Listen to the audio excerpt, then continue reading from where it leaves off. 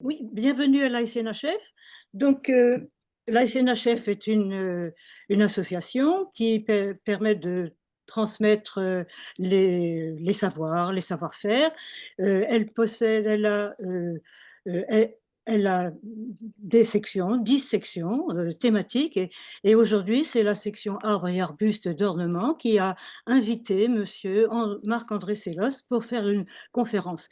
Donc, je vais laisser la parole à Christian Bock, qui est professeur de botanique à l'université d'Orsay et qui va nous présenter Monsieur Sellos. Bien, bonjour à tous. Mais est-il vraiment besoin de présenter Marc-André Sellos? Si nous étions tous ensemble en présentiel, j'aurais demandé qui ne connaît pas André Sellos, levez la main. Nous sommes en webinaire et je ne peux pas voir les réactions. Donc moi j'ai connu Marc-André Sellos quand il était encore étudiant, c'était à l'École normale supérieure de la rue d'Ulm. Et puis ensuite, je l'ai vu passer et réussir brillamment l'agrégation de sciences de la vie et de la terre. Et puis nous avons fait des tas d'excursions ensemble sur le terrain, étudier les humus, les sols, etc. Alors sur ces entrefaites, Marc-André, après l'école normale supérieure, a fait l'ENGREF et il est d'ailleurs ingénieur forestier. Ce qui l'a conduit d'ailleurs à étudier en relation avec les champignons, parce que c'est un excellent mycologue, les relations entre les champignons et les arbres par l'intermédiaire des mycorhizes. Il a fait une thèse à l'ENGREF là-dessus. Évidemment, c'était normal qu'il travaille sur les arbres. Mais ensuite, il a également étudié avec beaucoup de sérieux et de résultats les associations avec les orchidées, parce qu'il aime bien les fleurs, et puis aussi les associations entre les champignons et les truffes, parce qu'il aime bien tout ça. Et par la suite, donc, il a eu différents postes, et maintenant, il est donc professeur au Muséum national d'histoire naturelle, où il dirige une équipe de recherche, et une autre équipe de recherche d'ailleurs aussi en Pologne, et puis je crois aussi du côté du Brésil et même de Chine. Donc il est connu mondialement en fait, et il passe aussi énormément de son temps à la vulgarisation scientifique. C'est d'ailleurs un des objectifs des professeurs du Muséum d'histoire naturelle, mais lui, il le fait avec beaucoup d'applications. Je termine là parce qu'il y a encore plein de qualités. Et nous allons lui laisser la parole donc pour nous parler pas seulement des mycorhizes, mais des relations entre les arbres et leurs petits alliés, leurs minuscules alliés. Merci Christian. Je voudrais d'abord commencer par vous remercier de l'invitation et puis aussi te remercier Christian de cette introduction. C'est vrai que ça fait longtemps qu'on se connaît et je voudrais juste évoquer, alors je ne sais pas si tu m'entends encore puisque tu es en train de redescendre de l'étage d'où tu as fait cette introduction, mais évoquer le fait que la dynamique des humus que je vais partiellement évoquer est un phénomène auquel tu m'as sensibilisé avant tout autre. Bon, donc pour je vais donc partager mon écran, sauf que j'ai pas le droit de partager l'écran. Ce qui est important à réaliser dans un écosystème forestier, c'est que la vie se trouve surtout sous le sol. Et c'est en particulier vrai de de la fraction de la vie qui permet à l'arbre de fonctionner. Alors bien sûr, on va parler de mycorhizes, mais pas seulement. Et donc, dès que j'ai le droit de partager mes diapositives. Ce sol dont je voudrais vous parler, d'abord, je voudrais bien clarifier le fait qu'il est plein de vie. Effectivement, il y a plein de vie et cette vie est surtout microbienne. Et le premier des types de microbes dont je vais vous parler, ce sont les champignons du sol. Les champignons du sol, vous allez me dire, bah, ce n'est pas des microbes, hein, puisque vous les voyez à l'œil nu. Ça, c'est l'entendement commun. Mais ce qu'on voit à l'œil nu est l'organe reproducteur. Par exemple, ici, ce champignon à lamelles produit des spores. Et les spores, dans des conditions favorables, notamment lorsqu'elles retombent à terre, eh bien, elles germent en un filament qui fait 10 millièmes de millimètre. Et cette germination, bon, ici, c'est un film accéléré, hein, développent des filaments qui grandissent, se ramifient, et observez-le bien, localement, sont capables de se ressouder entre eux. Donc, en fait, vous avez un réseau microscopique qui se développe. On le devine d'ailleurs un tout petit peu là parce qu'il est très abondant sous forme d'un feutrage blanc. Mais en fait, au jour le jour, un champignon est un microbe qui nous fait signe dans le visible au moment où il produit ses spores. Et encore, d'ailleurs, beaucoup de champignons ne produisent-ils pas de spores dans des structures visibles? Assez souvent, il n'y a même pas au moment de la reproduction quoi que ce soit de visible. Et donc la réalité du champignon est microbienne, c'est un mycélium, et ça, il y en a plein. Et il y en a surtout plein dans les sols forestiers, parce que quand vous sentez le sol forestier, eh bien, vous sentez cette odeur typique de champignon, une molécule qui dérive de l'acide linoléique des cellules du champignon, qui s'oxyde en présence, lors d'une blessure, en présence d'oxygène, et libère de l'octénol. Ça, c'est l'odeur de champignon que vous avez quand vous épluchez vos champignons, mais que vous avez très souvent quand vous flairez un sol forestier de chez nous, moins souvent un sol de jardin, moins souvent un sol agricole, quoique. Alors, ces champignons sont présents et notamment, on les distingue très bien dans la litière. On voit très facilement dans la litière des paquets de filaments qui fait que finalement, microscopique, bon, le champignon n'est pas tant que ça, hein. Alors, j'en ai plein des photos comme ça parce que moi, je trouve ça absolument fascinant de voir ces croissances de champignons.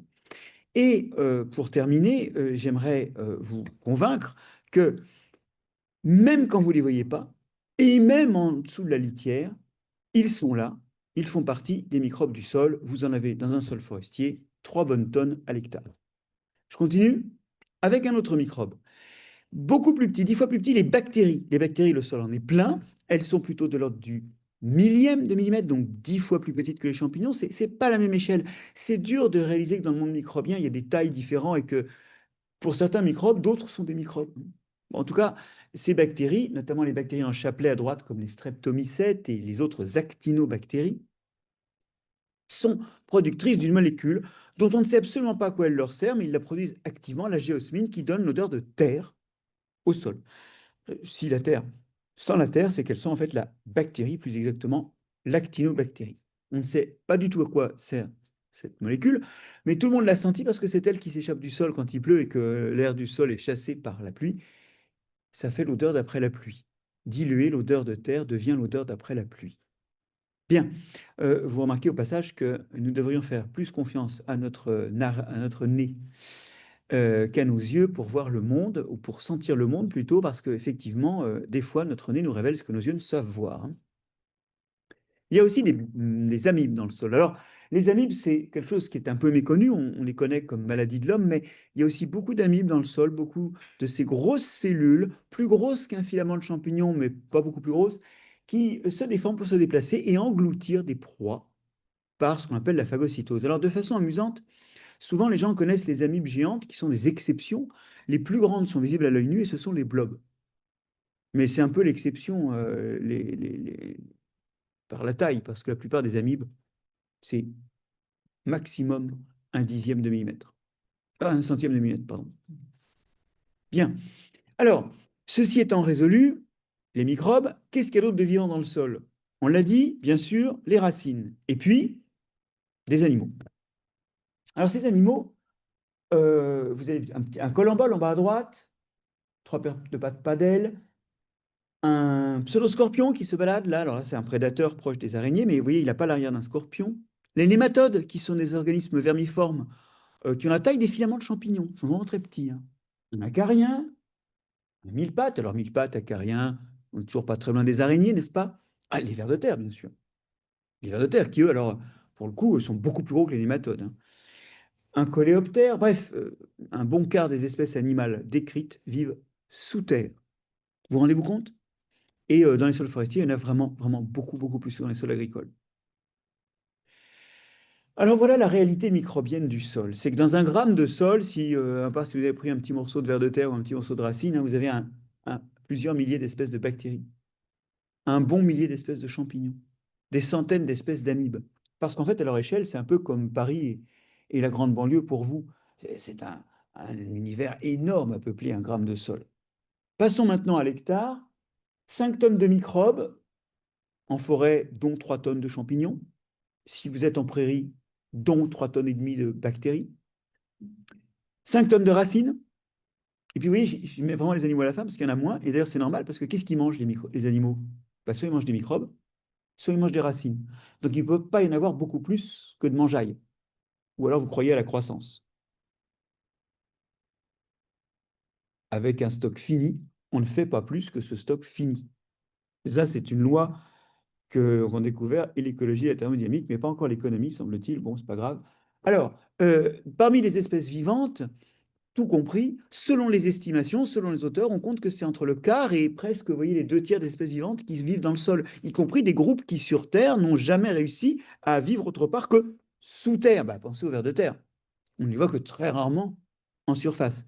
Beaucoup d'organismes descendent, tous les organismes animaux descendent d'ancêtres marins, et beaucoup n'ont pas pu s'adapter aux conditions desséchantes de la vie terrestre et vivent sous terre. Et puis, bon, bah, vous voyez, vous avez un chiffre là, qui est un chiffre minimum du nombre d'espèces de bactéries en France, comparé avec 200 espèces de mammifères, 600 espèces d'oiseaux, 40 000 espèces d'insectes, et pour la France métropolitaine, un bon 6 000 espèces de plantes.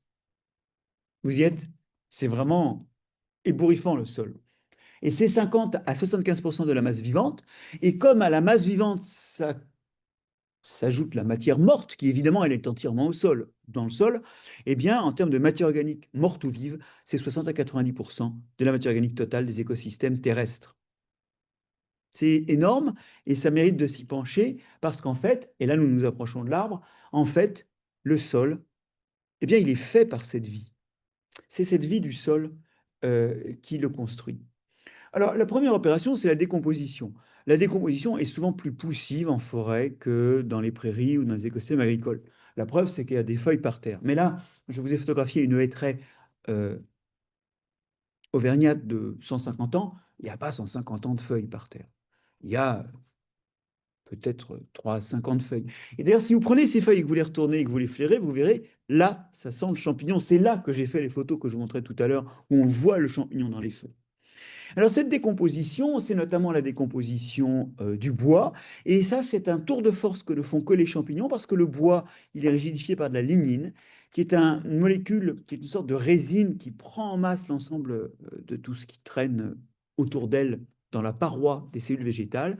Et seuls les champignons sont capables de la décomposer. Vous avez ici des petits ipholomantoufles qui décomposent du bois. Et le bois est devenu blanc et fibreux, il n'en reste que la cellulose. Donc voilà un exemple de décomposition, c'est l'attaque de la lignine du bois. Là, il n'y a que les champignons qui font ça. Une fois que la cellulose est libérée, alors là, il y a beaucoup plus de candidats, c'est beaucoup plus facile à digérer. Il y a des animaux, il y a des champignons, il y a des bactéries qui vont finir leur pas. C'est une des grandes fonctions du sol que d'évacuer plus ou moins rapidement tous les déchets qui y arrivent. Mais vous savez, cette évacuation de déchets n'est pas, loin s'en faut, seulement une disparition des déchets. Il se cache derrière un processus autrement plus important. Et vous allez me permettre de retourner 2 secondes en prairie pour vous montrer ici, sur une pelouse d'ailleurs, un petit rond de sorcière. Alors, les ronds de sorcière, il n'y a rien de sorcier à ça. Il y a une spore qui est tombée au milieu, et puis elle a grandi. Et ça donne un mycélium en couronne parce qu'au milieu, bah, le champignon mangeait tout ce qu'il pouvait manger. C'est typiquement une dynamique de champignon qui mange une partie de la matière morte du sol. Bah, quand il a fini de manger, il meurt et il croît vers l'extérieur où il y a encore à manger. Bien. Donc on a un front de croissance et un front de mort, une mort par épuisement des ressources au milieu. Bon. Là où le champignon est actif, il se nourrit, il prélève la partie qu'il est capable de digérer et d'incorporer de la matière organique du sol, et bah, il fait comme vous quand vous mangez, hein. Il prend la matière organique morte, ça lui permet de grandir, mais en même temps, il respire. Et quand on respire, on brûle avec l'oxygène dans nos cellules des molécules, ça libère du CO2, mais pas que. Si cette molécule a du phosphate, ça libère du phosphate. Si cette molécule contient de l'azote, ça libère de l'azote. Si elle contient du soufre, ça libère du soufre. Vous me suivez? D'ailleurs, ne me suivez pas, parce que là où je vais, c'est un endroit où on va tout seul, c'est pour ça que vous allez aux toilettes. Ben oui, notre urine évacue les restes, mais c'est en quelque sorte les cendres azotées, phosphatées, sulfatées de notre respiration. Et les champignons bazardent allègrement dans le sol les restes azotés, phosphatés de leur respiration. Et d'ailleurs, c'est pour ça que l'herbe est plus verte sur le cercle. Alors, en fait, ça se voit surtout ça, non pas au moment où les champignons fabriquent leurs spores, mais ça se voit surtout au printemps, où l'activité avec l'humidité printanière est maximale, et où là, la minéralisation, ah oui, c'est le mot, hein, la transformation d'une partie de ce que respirent les champignons en matière minérale, va nourrir les plantes et fait des ronds verts. Je vous emmène dans les Pouilles et je vous montre ici, alors je suis désolé, on n'est pas en forêt, je vous montre des ronds de sorcières qui font quand même 30 à 80 mètres de diamètre et qui sont visibles dans le paysage juste par la fertilité. La décomposition, elle recycle. Et des ronds de sorcières, on en trouve en forêt. En forêt, on ne voit pas, il y a des champignons qui font des ronds ou des arcs, on ne voit pas l'effet de fertilisation parce qu'il n'y a pas d'herbe, mais c'est pareil, ils sont non seulement en train de décomposer les débris qui sont tombés, mais en train de fertiliser le sol. Et vous savez quoi? Ben, c'est ça que vont consommer les arbres après. C'est la seule source de fertilité, les feuilles mortes.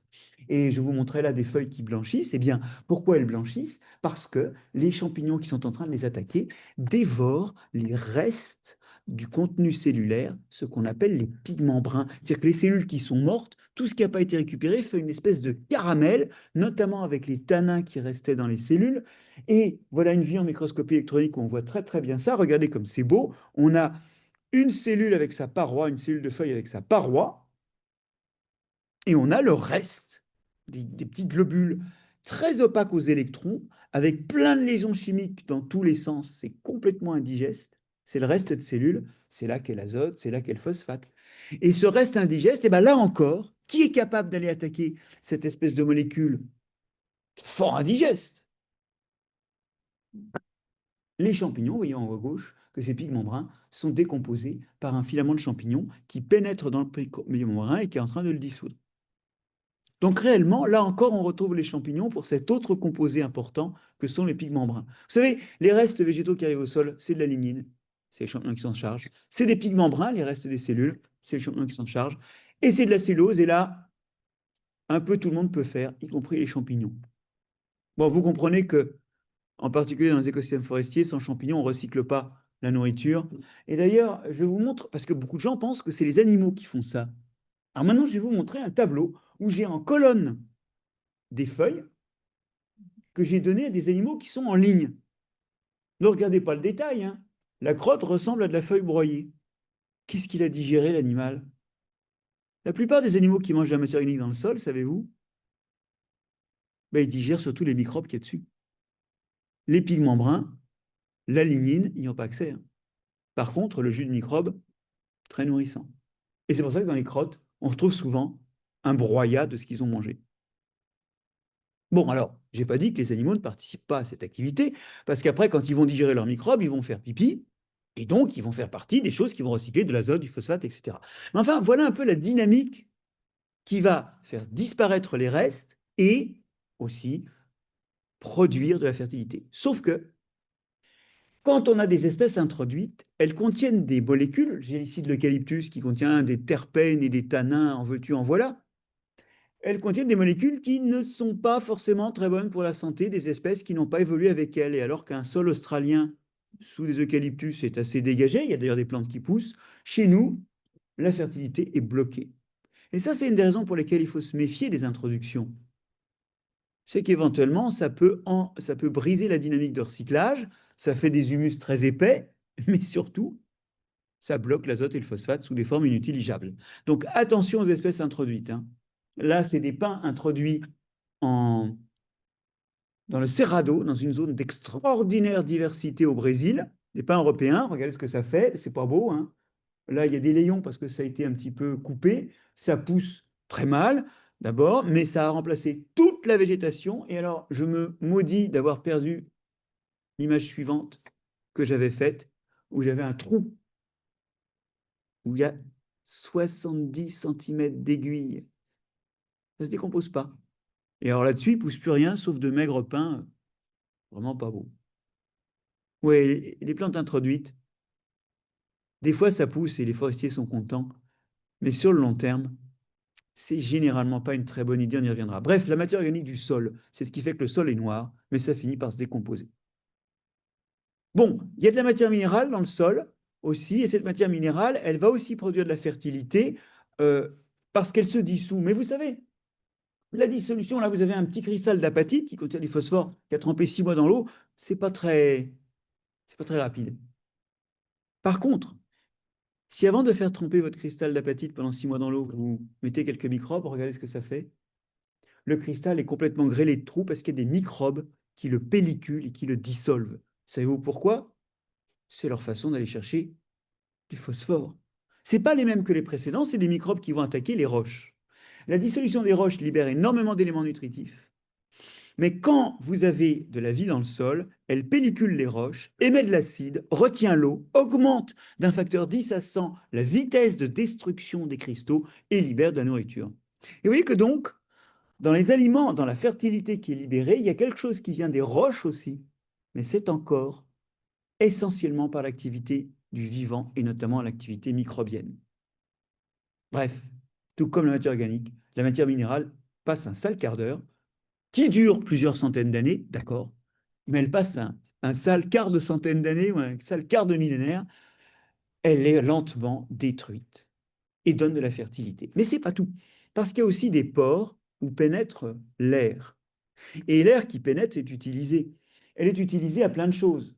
Déjà, les gaz qui pénètrent, il y a de l'oxygène qui pénètre, qui est respiré, qui sert à la respiration, et qui ressort sous forme de CO2, qui est d'ailleurs un engrais pour les plantes. Hein. Bon, il ne reste pas dans le sol, mais les plantes en consomment. Ça aussi, c'est du recyclage. Mais ce n'est pas tout. Il y a un autre gaz qui arrive par l'air et qui, s'il n'arrivait pas par l'air, ne permettrait pas la présence d'un élément, un élément qu'il y a dans le sol et dans la plante, mais qui ne vient pas de la roche. Pourtant, c'est un élément important du vivant. Vous me suivez, je pense. Cet élément qu'on n'a pas dans les roches, mais qui a beaucoup dans le sol et beaucoup dans le vivant, c'est l'azote. Et il vient de l'air. À un moment ou à un autre, il est venu de l'air. Alors vous avez des plantes, ça peut être des acacias. Il n'y a pas beaucoup de plantes fixatrices d'azote dans la flore indigène, à part peut-être les arbres de Judée chez nous et les aulnes. Mais on a beaucoup de plantes fixatrices d'azote qui sont des trèfles, des légumineuses en général, des protéagineux pour parler techniquement. Et ces plantes-là fixent l'azote, non pas elles-mêmes d'ailleurs, mais parce que vous le savez, sur leurs racines, elles possèdent des renflements où se trouvent des bactéries. Alors, chez les aulnes, les bactéries sont des actinomycètes du genre Frankia. Chez les acacias et les légumineuses au sens strict, au sens botanique, en revanche, là, ce sont des rhizobiomes, des petites bactéries qui sont hébergées et nourries dans les racines et qui sont capables de transformer l'azote atmosphérique en acide aminé, dont une partie est cédée en échange du sucre que donne la plante. Une partie est cédée à la plante et ça explique que ces plantes soient très riches en azote et très riches en protéines. Bon, alors, il y a aussi des bactéries libres dans le sol qui font ça. Il faut que les sols ne soient pas trop acides hein, pour ça. Mais si le sol n'est pas trop acide, vous avez des azospirillum ou des azotobactères qui font ça, mais qui sont beaucoup moins efficaces parce qu'ils ne sont pas branchés sur un apport de sucre venu de la photosynthèse. Donc, c'est quand même plus lent. Et quel que soit le fixateur d'azote, que ce soit une bactérie dans une plante ou une bactérie toute seule, bah, tout ça, ça finit par mourir. Et quand ça meurt, ça se décompose, ça se minéralise et l'azote ne va pas retourner sous forme d'azote gazeux, ça va devenir de l'azote nitrique ou ammoniacal et là encore, ça fait de la fertilité. C'est important parce que tout l'azote vient de là. Alors souvent, les gens me disent, oui, mais Marc-André, tu aimes les microbes, alors tu nous saoules avec tes histoires de bactéries fixatrices. Des fois, l'azote, il vient simplement avec l'eau qui arrive dans la parcelle, et cette eau, elle est enterrée de l'azote qui vient d'ailleurs. Oui, mais ça vient d'où? Ben, peut-être que là aussi, ça venait d'ailleurs. Mais à la fin de la fin, votre atome d'azote, un jour ou l'autre, il a été fixé, et c'est souvent dans les sols, car c'est là que se trouvent les conditions d'oxygénation limitées qui permettent la fixation de l'azote. Bon, bref, vous avez compris, tout ce qui rentre finit par être trituré par le vivant, une trituration, une transformation qui libère de la fertilité, et voilà pourquoi les plantes poussent. Mais ce n'est pas fini. C'est pas fini parce que cette fertilité, savez-vous, elle est soluble dans l'eau. C'est d'ailleurs pour ça qu'elle est fertile. C'est qu'elle passe très bien dans l'eau vers la plante, ou on le verra tout à l'heure vers les champignons qui nourrissent la plante. Sauf que l'eau, elle descend dans le sol. Donc si vous ne remontez pas le fond du sol régulièrement, bah, tout descend. Et à la fin, ça descend si loin que les racines n'ont plus accès à cette fertilité. Il faut touiller. Il faut mélanger un sol. Qui mélange? Alors, je parle pour ceux qui sont dans la salle et qui ont le droit de s'exprimer. Les autres sont réduits au silence, mais ils n'en pensent pas moins. Vous pensez tout de suite, au ver de terre, évidemment, ce n'est pas vous que je vais raconter ça. Alors, on voit d'ailleurs que c'est mélangé, hein, parce que le sol, il n'y a pas de la pure matière organique sur de la pure roche. Normalement, ça devrait être ça. Non. De bas en haut, vous passez de beaucoup de matière organique avec quelques cailloux à beaucoup de cailloux avec un peu de matière organique. Donc, on sent que c'est mélangé hein, depuis tout à l'heure. Alors, Bien sûr, les vers de terre, comme tous les animaux, ils mélangent parce qu'ils bousculent, ils fouissent. Quand une taupe fait un trou, ça mélange. Mais par rapport aux taupes ou à tous les autres animaux, ils ont aussi deux autres façons de mélanger qui font que vraiment, vous avez eu raison de penser à eux. Mais vous auriez pu penser aux autres animaux, hein. Simplement, les vers de terre, eux, ils ont deux plus, qui viennent de la façon dont ils mangent. Qu'est-ce qu'ils mangent? De la matière organique. Qu'est-ce qu'ils digèrent? Ah, sans doute pas les pigments bruns, sans doute pas la lignine, et la cellulose, souvent, elle est accrochée à tout ça, donc elle n'est pas disponible. En réalité, ça, il n'est pas exclu qu'ils digèrent une partie des débris végétaux qu'ils mangent. Mais la réalité, c'est qu'ils vont surtout digérer les microbes qui se sont installés dessus, et en particulier les bactéries. En fait, les vers de terre sont indicateurs de sols riches en bactéries. Et souvent, si un sol avec des vers de terre est riche, et si ça pousse bien, c'est parce qu'il y a l'activité qu'on va dire, mais c'est aussi parce qu'il y a des bactéries qui sont installées en grande quantité, dont les vers de terre sont les consommateurs. Et les bactéries ont aussi leur mot à dire dans cette grande fertilité des sols. Mais bon, le problème, c'est que quand vous voulez extraire du jus de microbes d'un débris de plante, il faut mâcher bien, hein, parce qu'il faut réduire, pour extraire le jus de microbes, enfin je ne sais pas si vous avez déjà fait ça, on ne le fait pas beaucoup, hein, bon, mais extraire le jus de microbes, ça demande de bien mâcher. Ah oui, comment on fait quand on n'a pas de dents? Ah non, surtout pas, il faut mâcher. Votre maman a dû vous le dire, il faut mâcher. Sinon, les enzymes n'ont pas beaucoup d'effet si on n'a pas bien broyé. Eh bien, il fait comme les poules qui n'ont pas de dents. Hein, il y a deux façons de broyer dans mon animal, la façon de broyer avec des dents et la façon de broyer avec un gésier dans lequel on met des cailloux. Ah, allez, je vais vous montrer un truc que j'ai fait. Alors, donc, première chose, ils mangent des grains de sable pour mettre dans leur gésier. Je vous montrerai la photo que j'ai faite ce week-end et vous comprendrez le malheur de ma famille quand elle passe le week-end avec moi, mais je vous montre ça après. Donc, ils mangent des grains de sable qui vont lui permettre de bien broyer ça, et quand ils broient les débris végétaux, eh ben catastrophe, ils libèrent les tanins, les terpènes, toutes les toxines qu'il y avait dedans. Il est obligé de manger de l'argile qui va fixer les toxines. C'est la même chose que vous faites quand vous êtes malade du tube digestif et que vous mangez du smecta, qui est de l'argile. Ça absorbe les virus et les toxines. Là, ça absorbe les toxines et elles ne peuvent pas rentrer dans l'organisme. Alors, bilan, le ver de terre, vu que le sable et l'argile, c'est dense, il mange 20 fois son poids par jour, hein. Donc, il ne doit pas oublier d'aller à la selle, ce qui fait bien sûr hors de son trou. Et ça, c'est important. Quand vous vivez dans un trou, vous ne pouvez pas faire caca dans le trou parce que sinon, vous le bouchez. Or, quand il va faire caca en surface, qu'est-ce qu'il fait? Ben, il libère le reste de matière organique pas digérée, mélangée à de l'argile et du sable. Premier mélange. Et deuxièmement, il pose sa crotte en surface et regardez, il enfouit la matière déposée en surface. Deuxième mélange. C'est pas beau? Alors, je vous montre mes photos de week-end parce que, voilà. Ce week-end, vous voyez toujours mon écran, je pense. Nous étions, il pleuvait, et alors c'était trop bien, parce que quand il pleut, ben, les vers de terre font caca. Il y avait du caca de vers de terre, des turicules, comme on dit techniquement. Enfin bon, c'est quand même du caca, hein. Il y avait donc de superbes turicules que j'ai dissous dans l'eau. Alors, voilà, c'est là. Regardez, j'ai pris mon turicule, je l'ai mis dans l'eau, j'ai bien agité, j'ai vidé l'eau et j'ai vidé dans une tasse le fond de l'eau après avoir bien touillé, agité, rincé plusieurs fois. Qu'est-ce qu'on voit? Des grains de sable de toutes les tailles. Alors en fait, j'ai triché parce que c'était près de Fontainebleau, à Courance. Donc, alors là, les vers de terre, ils sont pétés de sable. Mais je vous assure que je n'ai pas rajouté de sable, hein. D'ailleurs, on voit qu'il y a plusieurs tailles de grains de sable, hein. C'est pas beau, ça. Bon, enfin, moi, j'étais heureux comme tout, ça a fait mon week-end. J'avais jamais pensé à le faire, parce qu'on dit oui, quand on écrase les crottes, on sent qu'il y a du sable. Bon, ben voilà la photo, hein, voilà la preuve. Plus personne ne pourra prétendre ignorer la nature des crottes de vers de terre. Alors, cela dit, quand on va en forêt, on sait très bien que ça ne se passe pas comme ça, parce que les feuilles ne sont pas recouvertes de crottes. Il n'y a pas de lombric en forêt. C'est des sols où il y a moins de microbes, les microbes poussent moins vite, c'est pour ça que les feuilles sont décomposées moins vite. Et du coup, on ne peut pas nourrir des vers de terre, mais enfin, non. On ne peut pas nourrir des lombrics, mais on peut nourrir des tout petits vers qu'on appelle des enquitrés. Vous les voyez? Ça, c'est mes doigts. Alors, eux, ils mélangent un peu, ils déposent des crottes dans les feuilles. Mais enfin, le dépôt n'est pas violent, quoi. Donc, il y a un mélange, mais beaucoup plus léger. Et en particulier, il n'y a pas d'enfouissement des feuilles. Mais il y a quand même du mélange, il y a quand même des vers de terre dans les sols forestiers. Mais comme il y a moins de microbes, en tout cas moins de production de microbes, parce que les feuilles sont décomposées moins vite, bah, c'est des vers moins gros. On ne peut pas se payer des gros vers. Mais il y a quand même du brassage. Bon, alors là, j'ai donc mélangé. Ça, c'est génial. Qu'est-ce que je peux faire ensuite? Ah ben, utiliser la plante pour mélanger.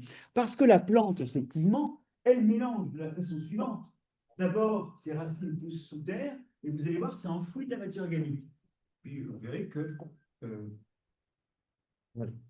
Vous verrez que même le fonctionnement des racines mélange. Mais déjà, quand la racine pousse, elle émet énormément de mucilage pour pouvoir se frayer un chemin et que les particules de sol se réorganisent. Ensuite, pour ne pas être attaqué par des maladies du sol, et aussi pour attirer d'ailleurs des microbes favorables, j'y reviendrai, elle émet énormément de molécules antibiotiques contre les indésirables ou attirant les partenaires. Et ça, c'est important parce que dans le sol, il y a des tas de maladies, il y a tellement de microbes que je vous enterre un pied dans le sol pendant 8 jours, c'est la gangrène, hein.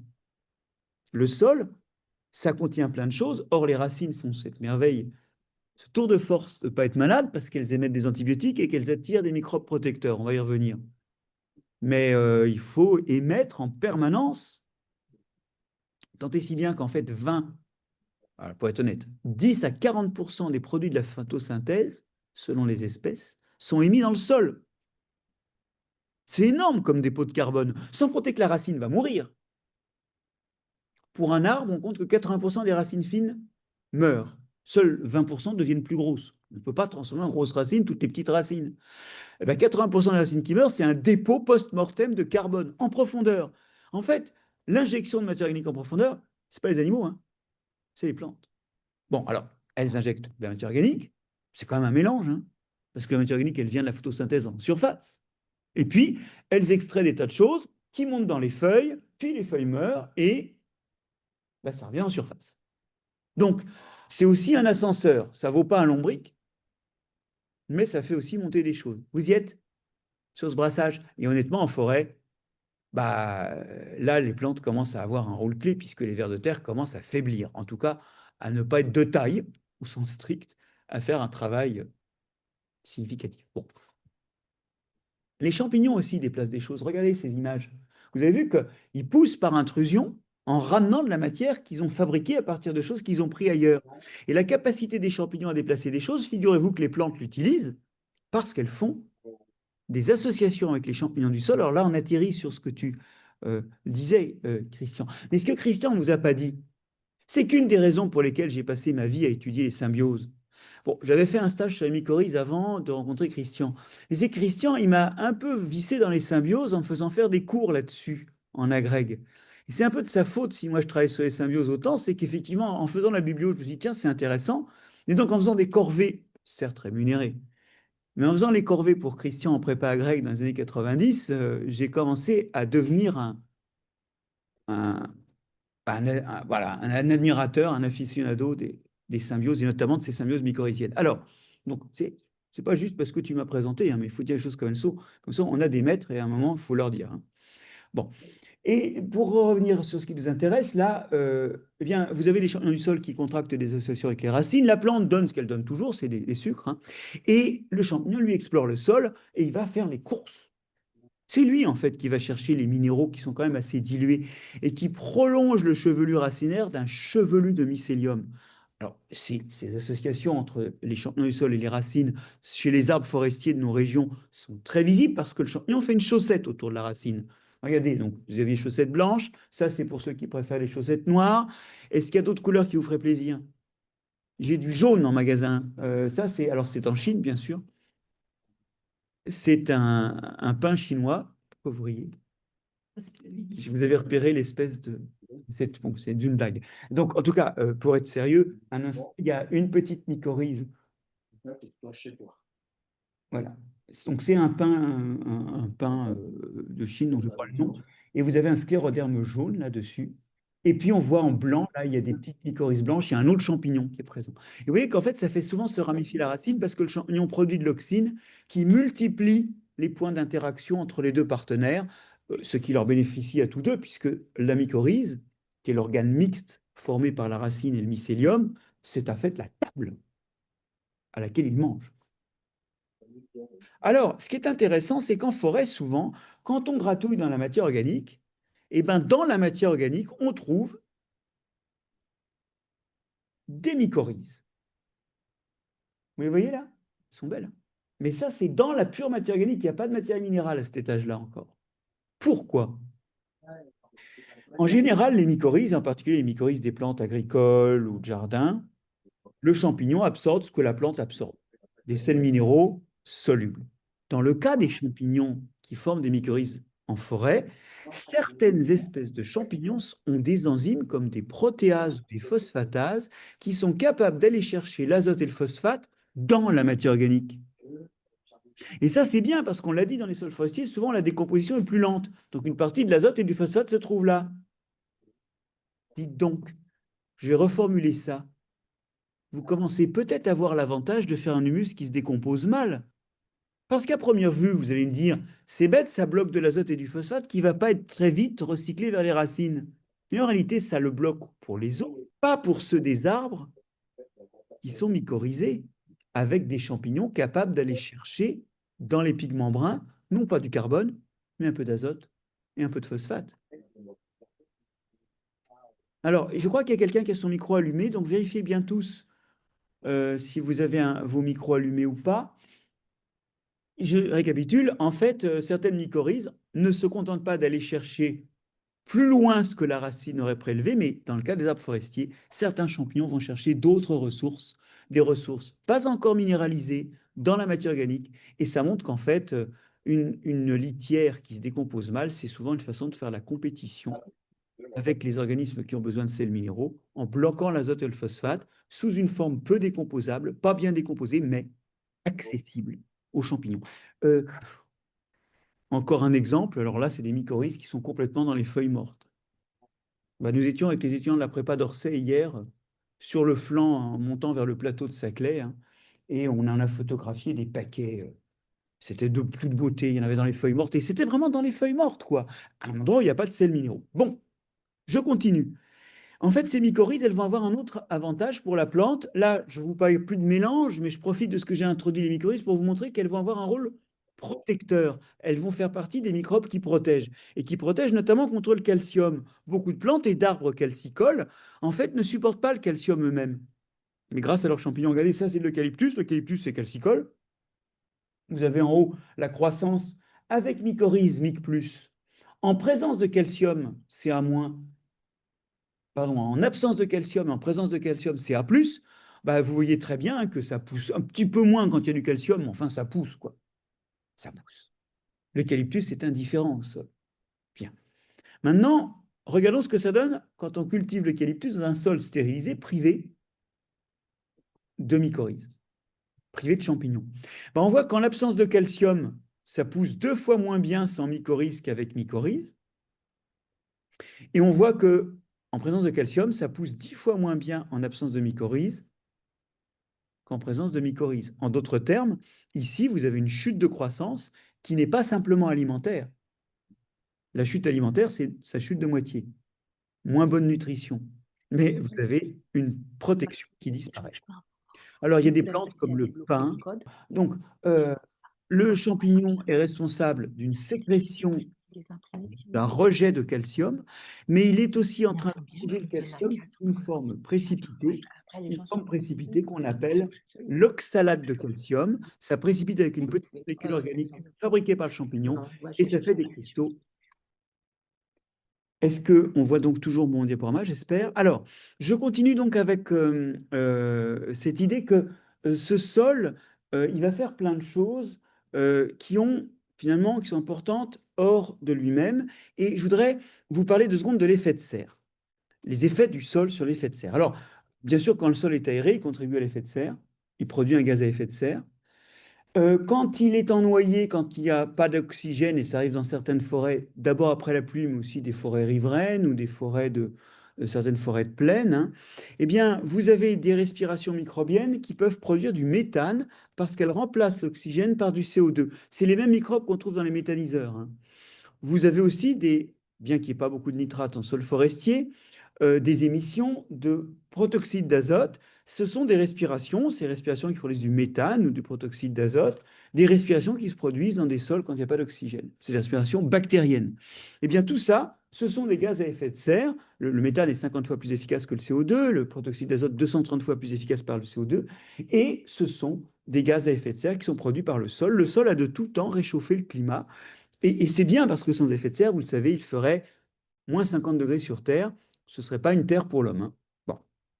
Maintenant, le problème, c'est que au-delà d'un effet normal, l'homme a ajouté pas mal de gestes. Et ces gestes sont notamment des gestes alors, agricoles, mais qu'on peut retrouver des fois dans la pratique forestière. Le premier geste, c'est le labour. Le labour aère le sol et donc la respiration des bactéries se fait plus vite. On le reverra, il y a que les bactéries qui survivent. Mais alors, elles, étant oxygénées, elles respirent mieux. D'ailleurs, les sols agricoles sont plus clairs parce qu'ils contiennent moins de matière organique. Et on compte, tenez-vous bien, que depuis 8000 ans, le tiers des émissions de CO2 par l'homme est lié au labour. Alors, c'est énorme, mais ça s'est fait lentement au début. Et ça a juste contribué à euh, empêcher un refroidissement climatique. Donc, au début, ça a stabilisé le climat. Et puis, dans les 200 dernières années, évidemment, les combustibles fossiles, eux, ont emballé la machine vers un réchauffement. L'autre chose qui, alors, n'est pas très forestière, je l'admets, produit de l'effet de serre, c'est le fait d'irriguer ou d'avoir des parcelles comme les rizières complètement anoxiques. Là, vous faites du méthane, vous faites du protoxyde d'azote, surtout si dans un sol humide ou irrigué, vous amenez du nitrate. Or ça, on le fait des fois en forêt, l'apport de nitrate, lorsque l'on replante une forêt après coupe à blanc. Ce n'est pas une très bonne idée parce que ça fait du protoxyde d'azote. Alors, c'est très paradoxal cette histoire, parce que vous voyez que notre gestion des sols est une gestion des sols qui fait de l'effet de serre en plus, alors qu'en fait, les sols devraient être une façon de lutter contre l'effet de serre. Oui, la matière organique du sol, les sols contiennent 3 fois plus de matière, de carbone, que la biomasse vivante sur Terre, hors des sols, et 2 fois plus qu'il y a de CO2 dans l'air. Zut, c'est l'inverse. 2 fois plus que de carbone dans les sols sous forme de matière organique, hein, je ne parle pas des carbonates. Il y a dans la matière organique des sols 2 fois plus de carbone que dans la biomasse hors des sols, océan compris, et 3 fois plus que dans l'air. Ça va? C'est énorme. Et donc, le sol, c'est un endroit où la matière organique met du temps à être respirée. Donc, c'est une façon de stocker du carbone. Et ça a inspiré un grand mouvement français qui est le 4 pour 1000, qui repose sur un calcul symbolique. Si chaque année on augmente le teneur en matière organique de 4%, soit 0,4 pour 1000, pardon, 0,4% soit 4 pour 1000, si on augmente de 4 pour 1000 la teneur en matière organique des sols, eh bien, on compense l'émission de gaz à effet de serre de l'année courante. Ça, c'est quelque chose qu'il faut bien réaliser, c'est qu'effectivement, il ne faut pas beaucoup de matière organique dans le sol pour immobiliser autant de carbone qu'on en émet sous forme de méthane ou de CO2 et qui contribue à l'effet de serre. Évidemment, on n'aura jamais assez de matière organique pour en mettre partout. Mais réalisez que déjà, quand vous faites une forêt, une grande partie du stockage se fait en fait dans le sol. Ce n'est pas que les troncs et les racines. C'est aussi la matière organique du sol, parce que les forêts se décomposent lentement. Donc c'est déjà un des piliers pour la forêt. Et puis, on pourrait très bien imaginer de stocker plus dans les sols agricoles aussi.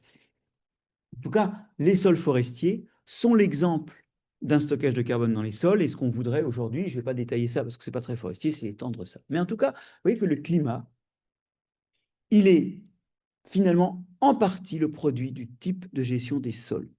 Et je le répète, les sols sont un espoir pour stocker du carbone. Il faut mettre le maximum de matière organique dans les sols agricoles et les sols horticoles, c'est une première chose.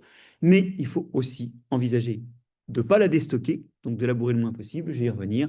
Et puis, et bien aussi, de faire des forêts, parce que les forêts, elles stockent du carbone, notamment dans les sols. Je le répète, la moitié du carbone est stocké dans le sol de la forêt. Bien. Alors, qu'est-ce que je peux faire d'autre? Eh bien, le cycle de l'eau, parce que figurez-vous que un des effets de la vie du sol, c'est de faire des trous. Et vous allez voir que ces trous, ils ont un rôle majeur pour l'eau. Quand il pleut, où tombe l'eau? Ben, elle tombe sur les trous. Ces trous, ils résultent de la vie des organismes du sol, mais ils se font aussi à leur mort. Quand une racine meurt, quand un filament de champignon meurt. Finalement, même les êtres immobiles font des trous. Merci pour toute la logistique. 400. Oula, 400. Nous sommes 400, me dit-on. Donc, merci à tous d'être là. Et donc, cette pluie tombe sur les trous qu'on a faits, et ces trous sont de deux sortes. Il y a des gros trous où l'eau passe, ça permet l'entrée dans le sol et le réessuyage lent, mais les petits trous, ne souriez pas quand je vous parle de trous d'amibes ou de trous de bactéries, sont les plus intéressants, car eux, ils retiennent l'eau par capillarité. Et ils expliquent, ces trous, que l'eau soit retenue dans le sol, et c'est comme ça que les plantes poussent. On va donner quelques chiffres, mais avant de donner quelques chiffres, un premier, sur le sol, un sol retient entre 50 et 400 litres d'eau par mètre carré, selon le type de sol. Et la matière organique favorise la rétention d'eau, à la fois parce qu'elle stabilise les trous, mais parce qu'elle-même, elle est très hydrophile, elle joue le rôle d'éponge. On compte que 1% de matière organique en volume dans un sol, c'est 10 à 20 mm d'eau de pluie stockée en plus. Bon, alors maintenant, réfléchissons un petit peu. Cette alimentation des plantes, évidemment, dans le désert, s'il n'y a pas de plantes, c'est bien sûr qu'il ne pleut pas, mais même quand il pleut, l'eau part par ruissellement. Là, l'eau reste assez longtemps pour être évaporée. Or, Dieu sait que les plantes ont besoin d'eau. Un hectare de forêt, ça demande 30 tonnes d'eau par jour. Alors, ça paraît beaucoup, mais c'est qu'un hectare, c'est grand. Ça veut dire 3 mm d'eau de pluie. Alors, source d'actualité, hein, je regarde Christian, c'est le LR. Un livre dont les plus jeunes ne se souviennent même pas. 30 tonnes d'eau par jour, 3 mm d'eau par jour, 200 jours de végétation par an, parce que la plante met tout hors gel hein, en hiver. La sève ne circule plus, même s'il reste des feuilles. Donc 200 jours à 3 mm, ça me fait 600 mm d'eau, bah, c'est à peu près ce qu'il faut pour qu'il y ait une forêt. Sachant qu'il reste encore un peu d'eau, mais avant ça, je voudrais vous dire où va l'eau qui s'évapore. Elle va dans l'air. Et qu'est-ce qu'elle fait dans l'air? Elle retombe. Le long des grands axes de circulation atmosphérique, il y a des rivières atmosphériques, c'est-à-dire des circuits où l'eau pleut, s'évapore, repleut, s'évapore, repleut. 80%, 60 à 80% de l'eau qui pleut se réévapore. Et d'ailleurs, c'est un chiffre semblable. 70% de l'eau qui tombe en France s'est évaporée au moins une fois avant. Voilà. C'est comme ça qu'il pleut à Vladivostok. Et vous voyez que les Russes nous doivent l'eau. On pourrait peut-être recouper l'eau, mais ce serait pas si. Il faudrait couper les forêts pour ça. Bon, alors, non, pour être plus sérieux un instant, ces rivières atmosphériques, elles courent aussi au-dessus de l'Amazonie, vous le voyez, et elles permettent de recycler l'eau, et elles ont un grand rôle, mais ce rôle, il est lié au fait que l'eau est stockée dans le sol assez longtemps pour s'évaporer, et si elle est capable de stocker assez longtemps pour s'évaporer, eh bien, c'est qu'effectivement, cette eau, elle est stockée dans les pores du sol, c'est la vie du sol qui permet ça. Bien. Alors maintenant, une partie de l'eau n'est pas évaporée et va finir par s'écouler par ruissellement. Ça, c'est important parce que ce ruissellement, c'est lui qui va entretenir un autre type de rivière, les rivières terrestres. Ces rivières terrestres, elles résultent du lent ressuyage du sol. Ça remplit aussi les nappes phréatiques. Et ces rivières ne débordent pas trop pendant les pluies et sont nourries entre deux pluies. Vraiment, ce sont ces trous faits dans le sol par le vivant et la rétention d'eau par la matière organique venue du vivant qui vont avoir ce rôle. C'est un rôle important qu'on a un peu oublié. En faisant des villes un peu imperméabilisées, ben on a tendance à avoir des inondations plus importantes. Et en faisant des sols qui contiennent moins de matière organique, on a tendance aussi à retenir moins l'eau. Ici, le labour n'est pas très bon, on y reviendra. Bon, je vais passer directement au déluge, parce que là, donc, je ne voudrais pas vous parler de ça trop longtemps. Je voudrais que vous compreniez que finalement, la forêt montre tout un tas de phénomènes qui sont hors du sol, mais qui sont dus au sol. Une contribution au climat, une régulation du cycle de l'eau Et puis, j'ai sauté cet aspect, la nutrition de l'humanité en général, parce qu'en forêt, il y a des choses qu'on mange. Ça va des champignons aux petits fruits. Je n'ai pas parlé de matériaux, mais j'aurais pu parler de matériaux avec le bois. Il y a tout un tas de fonctions qu'a la forêt, qui sont des fonctions importantes, et d'ailleurs, et qui sont dues au sol. Et d'ailleurs, vous avez ici un travail du Conseil d'analyse économique qui est assez récent et qui montre en milliards d'euros et par an, pour 2018, les services d'approvisionnement, bon, bah, ça c'est ce qu'on mange et le bois qu'on récolte. Les services de régulation et de soutien, alors ça c'est quoi? C'est la séquestration de carbone, la régulation des crues, le maintien des habitats et des espèces forestières et la purification de l'eau. Ah oui, parce que cette eau, quand elle ressort des sols forestiers, elle a éventuellement été filtrée par la porosité, mais aussi filtrée par l'activité microbienne. Donc là, on est à peu près, on a fait déjà plus de 3 milliards là. Et puis on a un peu plus de 3 milliards pour les services culturels, le plaisir, la chasse, le tourisme, etc., etc. Bon, c'est important hein, parce que la forêt, c'est pas que du bois, mais tout ça, bah, ça vient du sol. Et c'est tout ce que fait le sol hors de lui-même, autour de lui-même, notamment en forêt. Je voudrais terminer sur le fait que ce sol est un peu piétiné par nos pratiques, et je voudrais en citer deux. Alors, ces deux pratiques qui sont des pratiques forestières classiques.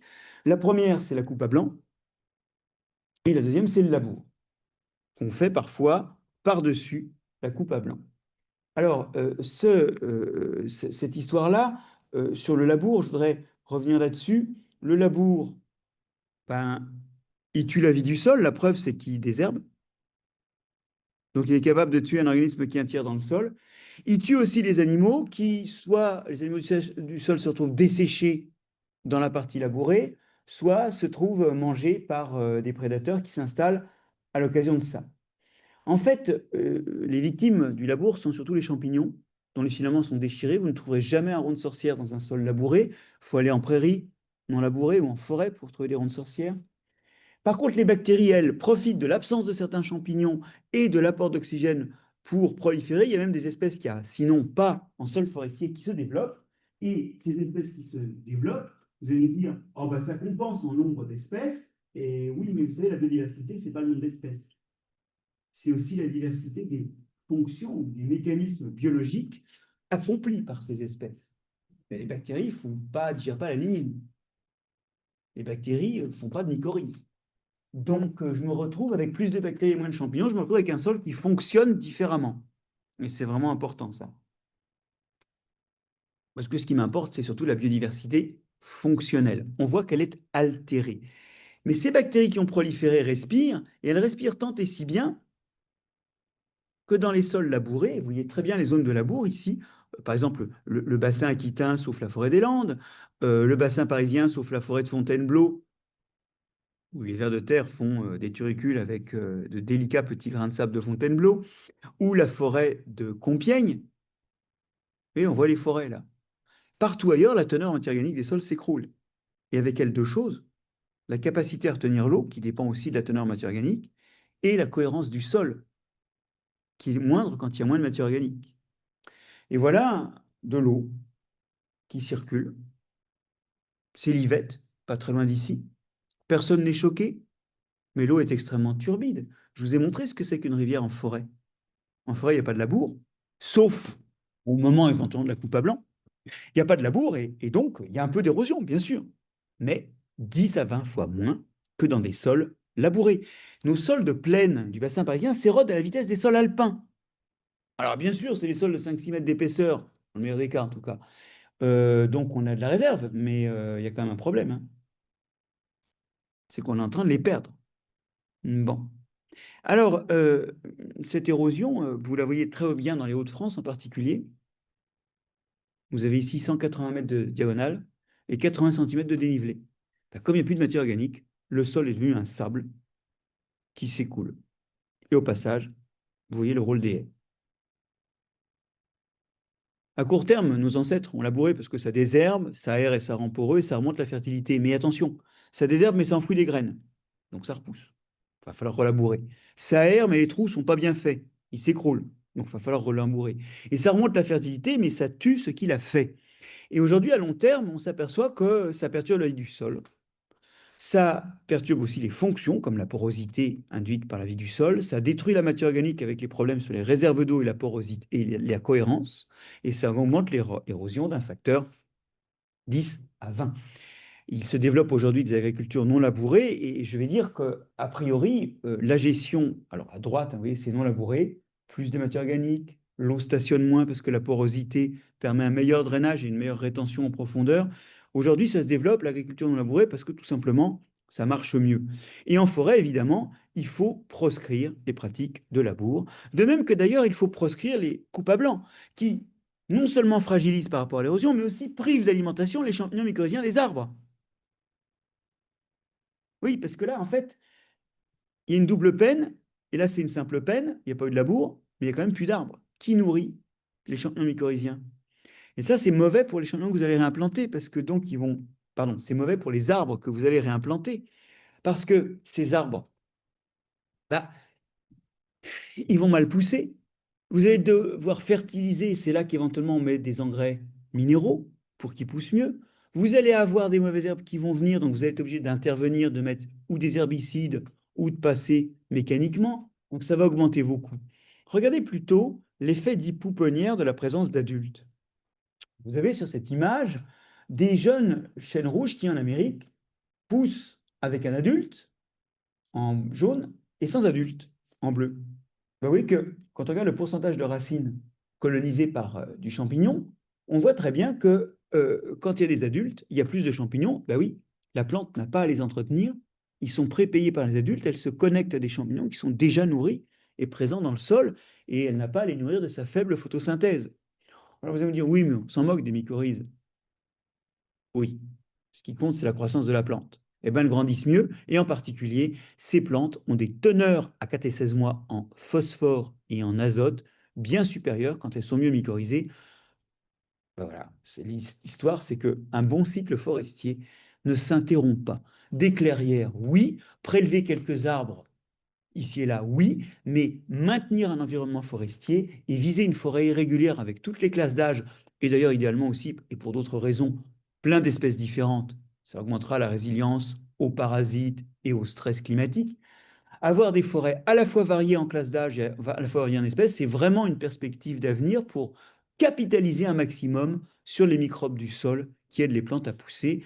La coupe à blanc appartient au passé, elle commence à abîmer singulièrement. Bon, elle ne l'abîme qu'une fois tous les 150 ans, mais c'est des sols fragiles, les sols forestiers. Vous avez vu que leur fertilité n'est quand même pas si grande. Eh bien, aujourd'hui, on atteint les limites des systèmes de coupe à blanc et surtout des coupes à blanc labourés. Une des choses qu'on met quand on a fait une coupe à blanc et qu'il y a plein de plantes qui poussent et qui empêchent les arbres de pousser, c'est du glyphosate. On peut aussi intervenir mécaniquement. Le glyphosate, c'est pas très bon pour les vers de terre, et en particulier, vous voyez que ça réduit le taux d'éclosion des cocons de vers de terre. Ouais. Ça réduit l'abondance des champignons mycorhiziens, notamment des spores de champignons mycorhiziens. Alors, honnêtement, c'est moins pire que le labour. Donc, si vous labourez pas et que vous désherbez avec du glyphosate, je parle de cas agricoles là, c'est mieux que de labourer et d'utiliser du glyphosate éventuellement.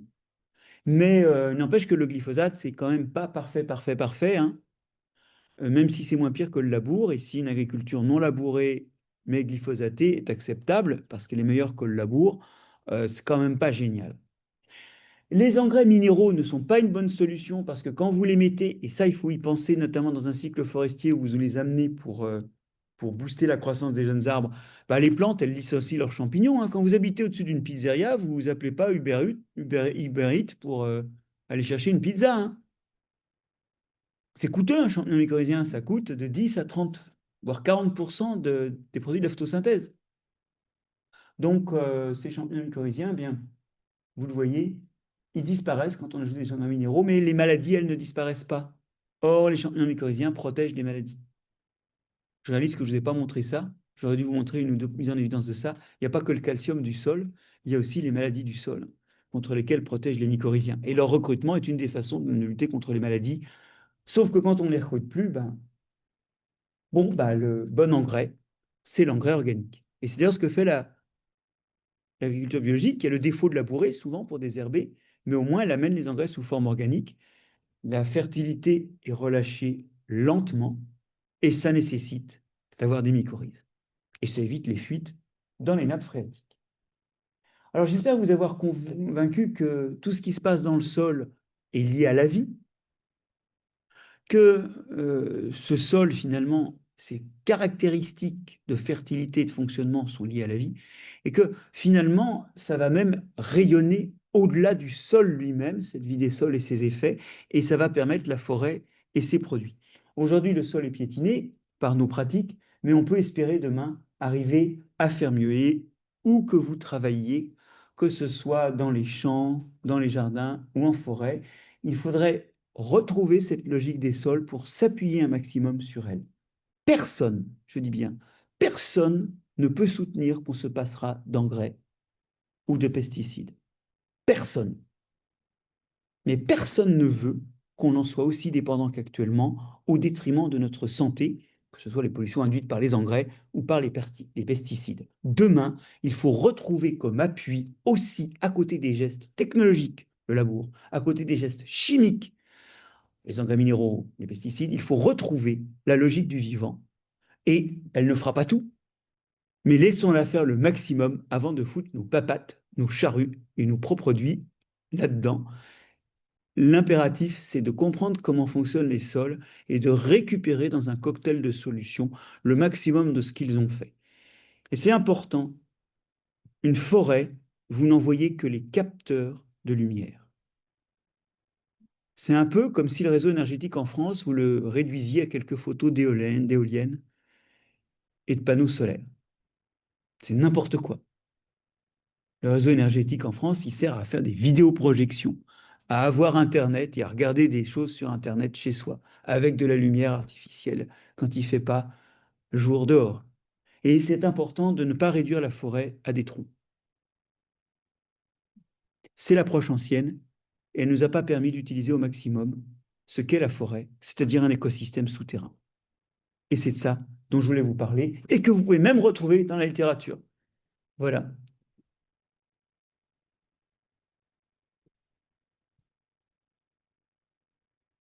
Alors, j'espère que ça nous laisse quelques temps pour des questions. Alors, moi, je vais donc... Oui, Monsieur Sellos, merci beaucoup pour cette intervention vraiment captivante. Nous avons quelques questions parmi les auditeurs en distance. En particulier, une question de Madame Florence Dartenay. Faut-il conserver les taupes? Alors, je vois bien la question, hein, c'est chiant dans un jardin. Alors, est-ce qu'il faut conserver les taupes ou pas? On va dire que oui et non. Déjà, s'acharner à exterminer les taupes, je ne sais pas si vous y arrivez, mais en dehors de mettre des produits chimiques, c'est un peu dur. Par contre, il y a des dispositifs, et je ne vais pas entrer en détail parce que je ne suis pas un expert, je suis convaincu que dans cette société, il y en a qui sont meilleurs que moi. Il y a des méthodes qui permettent de minimiser la quantité de taupes. Après, est-ce qu'il faut aller jusqu'à... Vous savez, maintenant, il y a des systèmes émetteurs d'ultrasons, là. Enfin, c'est pas exactement des ultrasons, parce que moi, je les entends, mais qui font des petits bruits et qui font, soi-disant, fuir les taupes. Oui, on me dit non, non dans la salle. Donc, les taupes vous ennuient techniquement. Elles m'ennuient, moi, un peu, parce qu'elles mangent des vers de terre. Et finalement, dans un monde idéal, beaucoup de vers de terre, ce serait pas gênant. Encore que, point trop n'en faut, parce que s'ils font trop de crottes, la crotte, c'est un peu comme du ciment taloché. Et si les crottes sont à touche-touche, vous pouvez induire des indurations du sol qui devient moins pénétrable à l'eau. Donc la régulation de la quantité de vers de terre, c'est pas mal. Il ne faut pas qu'il y ait trop de taupe et puis assez de vers de terre. Il ne faut pas qu'il y ait non plus trop de vers de terre et pas de taupe. Donc la taupe fait partie du système et je vous encourage non pas à chercher à les exterminer, mais à minimiser leur présence. Une fois de plus, un excès de vers de terre n'est pas bon et il y a des forêts tropicales où alors, dans ces forêts tropicales-là, ce n'est pas du tout les nôtres, hein, il y a des vers de terre. Et dans ces forêts tropicales-là, et aussi dans certaines savanes tropicales, vous avez tellement de vers de terre qui font caca que les cacas sont à touche-touche. Et ça vous fait des espèces de semelles qui, en séchant, s'indurent complètement. Et pour la fertilité des sols, ce n'est pas génial. Donc, on a besoin de vers de terre, mais il ne faut pas non plus qu'ils prolifèrent trop. Et c'est une des fonctions des taupes. Même si ce n'est pas beau dans la pelouse ou dans les massifs qu'on a fait. Je suis désolé, de ce point de vue-là, la nature n'est pas faite complètement faite pour les jardiniers. Mais ne pensez jamais extermination. Pensez à gérer les quantités. Une autre D'autres question? questions? Pardon. Je dis le nom. Madame Mazière pose cette question. Est-ce possible en zone cultivée de type maraîchage diversifié, en bio, avec rotation de culture, engrais verts réguliers, etc., de ne pas introduire de compost d'origine animale et de conserver une fertilité malgré tout? Alors, en fait, bon, pour l'azote, ça va être dur, mais on a la fixation d'azote. Donc, on peut se débrouiller pour avoir dans la rotation, soit en hiver, soit certaines années, beaucoup de légumineuses qui introduisent de l'azote. Ça va quand même être dur, hein. Les estimations sont qu'en gérant bien toute agriculture comprise, hein, en gérant bien la fixation d'azote, on doit pouvoir arriver à couvrir entre 30 et 50% des besoins en azote, c'est pas tout. Bon. Donc là, on va avoir besoin d'azote. Et puis, de toute façon, le phosphate et le potassium et tous les oligoéléments que l'on récolte quand on prend des choses ne reviennent pas dans ces cas-là. Donc, il faut toujours un retour. Le retour idéal est organique. Simplement, on n'aura peut-être pas assez de matière organique pour fertiliser toutes les zones de maraîchage et tous les champs, encore plus les champs, hein. Et donc, on se prépare à finir avec une petite dose d'engrais minéraux qui ont aussi cet aspect pratique qu'on peut doser les doses NPK et arrive. Parce que doser NPK dans la matière organique qui vient d'une étable ou de vos poubelles ou de votre compost, c'est un peu difficile à faire. Donc l'avantage des NPK, c'est que vous pouvez finalement arriver à équilibrer les doses, hein. Donc moi, une fois de plus, moi, je ne fais pas partie des gens qui proscrivent systématiquement. Je dis ce qui est mauvais et je dis, bah, du coup, on va l'utiliser le moins possible. C'est important, hein, parce que on vit dans un monde de... Oui, en gros, prenez les pesticides, il y a les pour et les contre. Prenez les engrais minéraux, il y a les pour et les contre. On s'en fout. De toute façon, dans l'histoire, c'est toujours la génération de la synthèse qui gagne. Et sur cette audace que j'ai eue de vous dire que j'étais le gagnant, mais on n'est pas forcément prophète à son époque, je continue. Je ne pense pas qu'on puisse seulement avec des végétaux gérer l'apport NPK. Je pense notamment pour le P, il va falloir compléter avec des restes, et je vous invite à penser un petit peu au reste humain aussi, hein, parce que quand même c'est 0,7 g de phosphore par personne et par jour, rien que dans l'urine, et 0,5 dans les crottes. C'est-à-dire que nous, on est des producteurs de phosphate et d'azote que on paye des impôts locaux pour disperser dans les stations d'épuration pendant que les agriculteurs se ruinent à acheter des engrais. Oula. Donc, oui, il y a dans les déchets animaux, humains compris, cuisine pour l'homme et toilette, il y a des perspectives intéressantes. Alors, il faut les mettre en place ou les remettre en place, parce qu'historiquement, vous savez, les fosses d'aisance, hein, elles étaient vides dans les champs, hein. Mais je ne pense pas qu'on puisse gérer qu'avec du végétal la fertilité, parce que si on le gère qu'avec du végétal, on est un peu plus près du système forestier qui n'est pas très fertile. Donc, il faut gérer des apports compensant les exports. Et cette gestion-là nécessite un peu d'animal, je pense, voire un peu de complément minéral, d'une façon générale. Après, à court terme, ce n'est pas vrai, parce qu'on a mis tellement de phosphate dans nos sols qu'on a eu une rétrogradation du phosphore. Et dans les sols de maraîchage ou de jardinage, on a très souvent du phosphate cristallisé pour 10, 15, 20, 30 ans. Et si on arrête les apports, on peut avoir une relibération de ce phosphate et on peut transitoirement, mais faites attention, c'est transitoire, avoir l'impression que ça marche. Là, il y a toujours le régime transitoire puis le régime continu. Alors justement, de la même personne que précédemment, la question suivante au sujet de la potasse, peut-on s'en passer par... Non, peut-on obtenir de la potasse sans passer par du fumier? Bah, il y a la potasse de mine. Bon, après, sans passer par du fumé, ben, comment vous dire, il y en a beaucoup dans les algues, mais aujourd'hui, on a tendance à interdire de ramasser les algues sur la plage parce que ça a une fonction écologique, les laisses de haute mer. Mais historiquement, les goémoniers ramassaient les algues comme engrais. Secondairement, ils les ont ramassées pour les brûler, et dans les cendres, il y avait des tas de trucs qui étaient exploités par l'industrie, comme un peu de potasse, de l'iode, des choses comme ça. Mais donc, bon, voilà, les algues, c'est pas une solution. Est-ce que quelqu'un a une autre idée? Bon, bien sûr, notre urine en contient, et nos déchets à nous en contient, comme tous les cendres de bois. Alors, les cendres de bois ne contiennent, alors les cendres ne contiennent plus d'azote Souvent, l'azote a été volatilisé sous forme d'oxyde d'azote, NO, N2O, etc. Mais ça contient du phosphore, du potassium et tout un tas d'éléments minéraux. Et je voudrais insister là-dessus. Ce qui est bien quand on amène de la matière organique, des déchets, c'est que vous amenez aussi des oligo-éléments.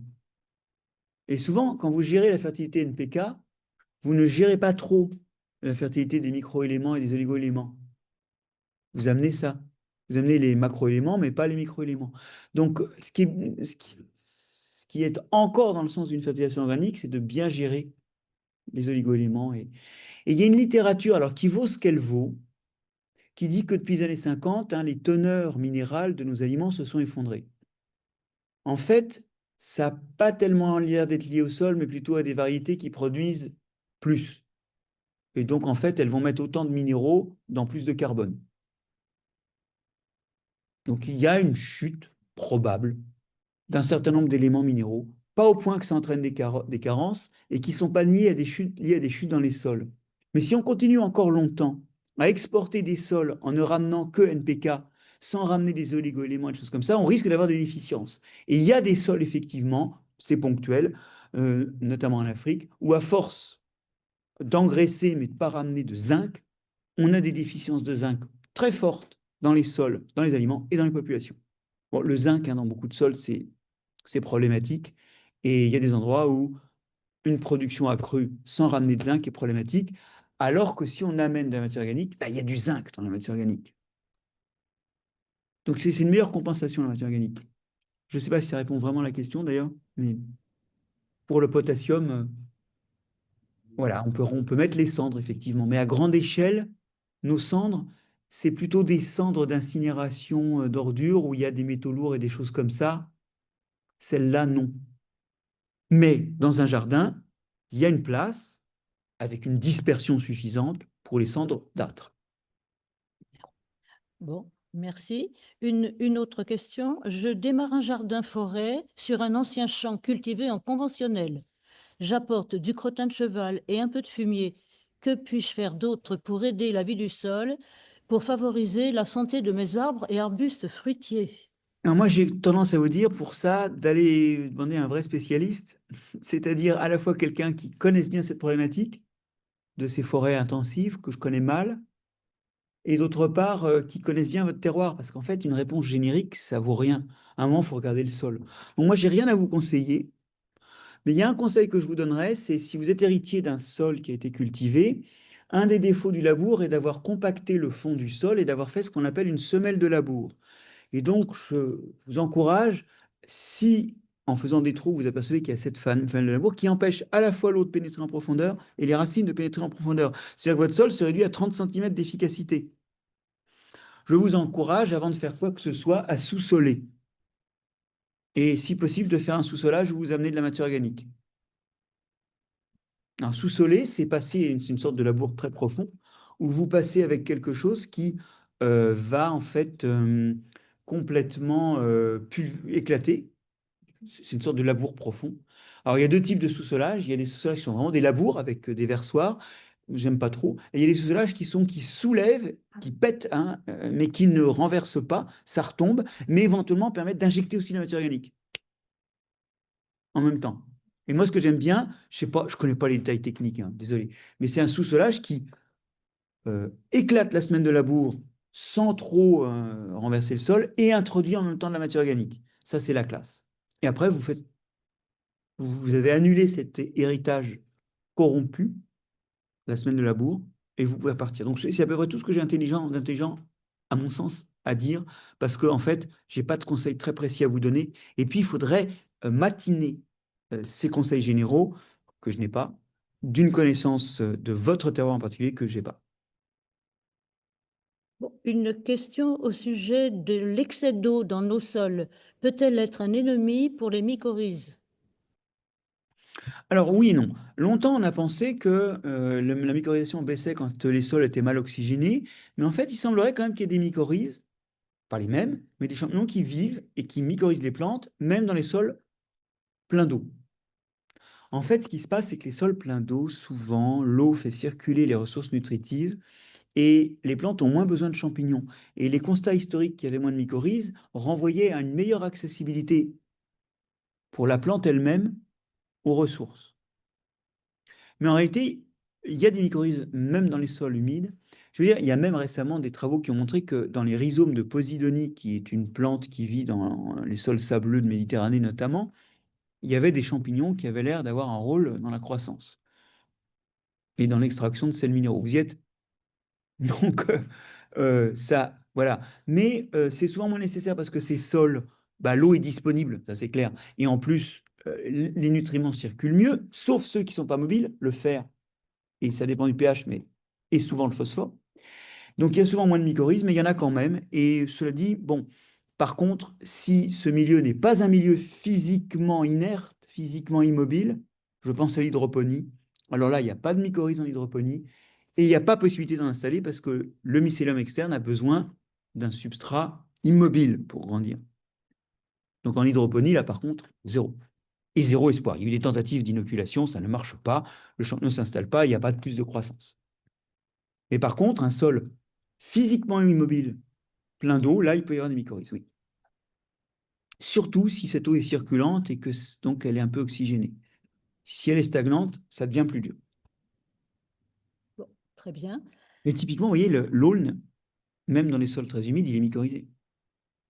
Bon, merci. Y a-t-il une méthode pratique pour mycorhizer un sol? C'est mettre la charrue avant les bœufs. Je m'explique. Ce qu'il faut d'abord, c'est arrêter de labourer, arrêter de mettre des engrais, couvrir en permanence le sol de végétation. Après seulement, vous pourrez vous poser la question de rajouter des trucs. Parce que si vous les rajoutez et que vous labourez après, bah, vous payez pour rien. Or, il se trouve que très souvent dans les sols, il y a peu d'extinction. Et quand il y a de l'extinction, vous avez vu qu'il y a des espèces de champignons qui disparaissent quand on laboure, bah dans le talus, ils sont là. Ou dans le champ d'à côté, qui est une prairie, ils sont là. Donc la question n'est pas leur disponibilité, c'est les conditions de leur épanouissement. Donc avant d'acheter des inoculums commerciaux, soyez sûr que vos gestes vont avec la présence de ces champignons. Ensuite, quand vous êtes sûr de ça, faut-il acheter? Oui et non. Il y a 2 méta-analyses récentes qui révèlent des choses consternantes. Consternantes. C'est qu'en général, il n'y a pas les champignons qui sont écrits sur l'étiquette. C'est-à-dire que soit il n'y en a pas, soit il y en a un autre. Deuxièmement, souvent, ils ne sont pas capables de se développer et ça ne se développe que dans 20% des cas. Et quand ça se développe, bah, ça aide ou ça aide pas. En fait, ça aide dans 20% des cas qui ne sont pas les 20%, tenez-vous bien, des cas où ça s'installe. Parce qu'il y a des fois où ce que vous amenez contient en fait en plus des engrais. Donc on a un effet engrais, donc ça aide la croissance, mais le champignon ne s'installe pas. Puis il y a des fois où il s'installe et il fait le boulot. Mais il y a aussi des fois où il s'installe et il ne fait pas le boulot. Donc vous avez 20% de cas positifs sur la croissance, 20% d'installation positive, mais ce n'est pas les mêmes. Bon, le résumé de tout ça, en plus, des fois, bon, il semblerait qu'il y ait des maladies, notamment des oplidiums, qui sont des maladies racinaires, qui sont transmises parce qu'en fait, ces champignons mycorhiziens, alors là, je parle non pas des champignons mycorhiziens forestiers, je parle des champignons mycorhiziens de jardinage, ceux qui ne font pas les mycorhizes que j'ai montrées, mais celles qu'il y a dans vos jardins et dans vos champs. Dans ces cas-là, souvent, en fait, les champignons ont été cultivés sur des racines et dans ce qui permet de les inoculer, il y a aussi des maladies. Mais pourquoi ça ne marche pas? Ça ne marche pas parce que des fois la formulation est mal faite, mais ça ne marche pas aussi parce qu'un champignon, ça ne se met pas n'importe où. C'est comme une plante. Il y a des sols pour chaque champignon. Et puis il y a des plantes pour chaque champignon. Si vous voulez faire des tomates, ce n'est pas les mêmes champignons que pour des fraises, même si c'est le même groupe. Donc, le mieux, c'est soit d'espérer que vous allez réveiller ceux qui sont évidemment adaptés au sol parce qu'ils sont là, et évidemment adaptés aux plantes que vous avez cultivées parce qu'ils vont s'y développer. Soit vous avez une méthode d'inoculation qui est plus coûteuse, que réalise une boîte en France qui s'appelle Mycophyto. Voilà. Alors moi, je suis au conseil scientifique de Mycophyto, mais je ne touche pas un radis. Hein, c'est des startups, donc il n'y a pas un radis à tirer de ça. Donc je parle sans conflit d'intérêt. Ils viennent chez vous, ils prennent votre sol, et ils ont des méthodes qui amplifient la quantité de spores, et ils vous rendent votre sol comme inoculum. Là, c'est du local. Vous pouvez passer par là, mais c'est plus cher. Mais les inoculums standards, je vous les déconseille, ils sont souvent mal formulés, pas adaptés à votre sol, pas adaptés à votre culture. Et puis en plus, ils sont souvent exotiques, donc envahissants. Cela dit, en forêt, et surtout si vous avez fait un labour, ou si vous plantez une forêt sur un ancien sol agricole, ça peut avoir du sens. Et je vais vous passer brièvement des diapositives qui vont être l'occasion, je vais le passer brièvement, je ne vais pas y passer des heures, mais qui vont être l'occasion d'une séquence d'émotions intenses, puisque nous allons ressortir ensemble des diapositives de ma thèse. Est-ce qu'on va arriver à les sortir? Elles sont exhumées, pas, elles sont normalement là, pas très très loin. Voilà. Alors ça se passe dans le Morvan. Ah, non, c'est pas ce qu'on veut du tout. Et on a replanté des petits Douglas en sol agricole. Bon, on est dans les années 80, hein. On est dans enfin 80-90, et on est sur des replantations pour baisser les... Parce que les coquilles laitiers ont amené à baisser la quantité de pâture. Vous voyez, ça pousse pas. Souvent, on peut aider ça à pousser, et l'INRAE a développé sur le Douglas, qui est une essence qui doit pousser vite, puisqu'elle vise des rotations rapides sur des terres agricoles qu'on transforme en plantation, on veut des rotations à 50 ans, quoi. Alors regardez ce champignon, le Lacaille bicolore, qui fait des belles mycorhizes, elles sont là d'ailleurs, hein. Je vais me mettre là pour que tout le monde les voit, voilà. Eh bien, ces champignons sont inoculables, et vous voyez que vous avez un semis ici de Douglas de 2 ans contre une plante témoin où il y a juste les champignons de la pépinière. Alors attendez, il y a les champignons de la pépinière, mais ça a été labouré hein, avant de faire le semis, donc il y a les survivants au labour, hein, puis quelques spores qui sont arrivés par le vent. Donc là, vous avez une très belle croissance. Voilà la préparation. On désinfecte le sol et on met dans une gelée des filaments du champignon. Et ça pousse très bien. Moi, j'ai fait ma thèse sur des plantations qui avaient reçu des arbres inoculés ou pas. Et regardez les effets sur la croissance. Dans cette forêt-là, qui était à Saint-Brisson, on avait des arbres qui avaient poussé en pépinière, sur sol désinfecté, et puis rien. Sur sol non désinfecté, avec les mycorhizes qu'ils avaient acquis dans la pépinière spontanément. Et puis en sol désinfecté et réinoculé avec une souche de ce champignon. Regardez les croissances après transplantation en forêt. Vous voyez que sur sol non désinfecté ou sol de pépinière non désinfecté, la croissance finalement est à peu près la même. Ça se mycorhize, hein, il y a des trucs. Par contre, avec cette souche qui a été choisie, S238N, pour bien faire pousser, eh bien là, vous obtenez une croissance incroyable puisque vous êtes carrément, regardez, 10% de hauteur en plus, soit sur un modèle tronc conique du tronc, 60% de masse de bois en plus. C'est énorme. Alors, ce qui s'est passé, alors moi, ma thèse, ça a été de montrer hein, que les plants, enfin, le champignon inoculé était toujours là 10-15 ans après.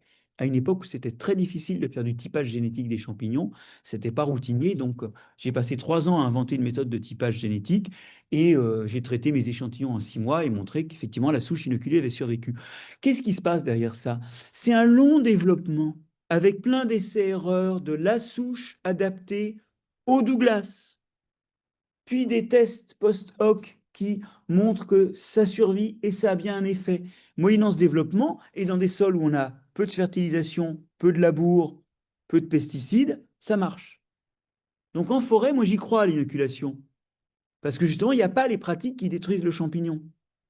Ou sa présence. Trop de fertilité, du labour, du sol nu à certains moments. Vous y êtes? Donc en forêt, j'y crois. Dans nos jardins, je pense plutôt à réveiller ceux qui sont là. Et je terminerai en disant qu'il y a toujours des Douglas à vendre inoculés par ce laquaire. Ils sont un peu plus chers, 10 à 20% plus chers.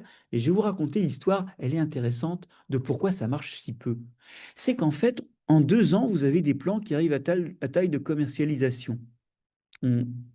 Normalement, ça pousse pendant 2 ans, vous repiquez et séparez, les arbres atteignent leur taille de commercialisation. En 1 an, vous faites des 2+1. Et vous pouvez, en fait, avec des plants mycorhizés, faire du 2+0. Mais, dans la profession, un bon plan a été repiqué. Un bon plan est un 2+1. Pour des raisons culturelles, le 2+0 n'a pas pris. Donc, en fait, les Douglas mycorhizés sont produits en 2+1. Donc, vous plantez des géants, ce qui d'ailleurs n'est pas forcément d'ailleurs très bon. Ben non. Et vous n'avez pas d'économie de surface et de repiquage, vous avez juste le surcoût de l'inoculation. Et là, on voit que, au-delà même des problèmes techniques, il y a des problèmes de pratique et de tradition de pratique qui sont le cœur du problème. Si je vous dis d'arrêter de labourer de mettre un minimum d'engrais minéraux, de couvrir toujours votre sol et de mettre un minimum de pesticides, bah, c'est pas toujours facile. Et les limitations ne sont pas que des limitations techniques. Oserais-je dire que dans notre société, le vrai problème n'est plus technique. L'agroécologie, c'est pas fait pour les chiens, hein. C'est fait par nos impôts et ça marche, sauf que la mise en place, c'est pas facile, ni du côté des producteurs, ni du côté des consommateurs.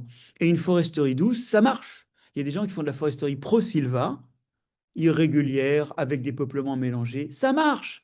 C'est les dernières parcelles à avoir flambé dans les Landes. C'est les dernières, enfin, c'est les moins affectées la plupart du temps par les tempêtes. Bon, elles morflent quand même. Et puis des fois, elles morflent comme les autres. Mais la preuve technique est là que ça marche au moins aussi bien. Sauf qu'une bonne forêt, c'est une forêt régulière, monospécifique pour beaucoup de forestiers. Et l'éradication de nos atavismes culturels est le vrai problème. Bref.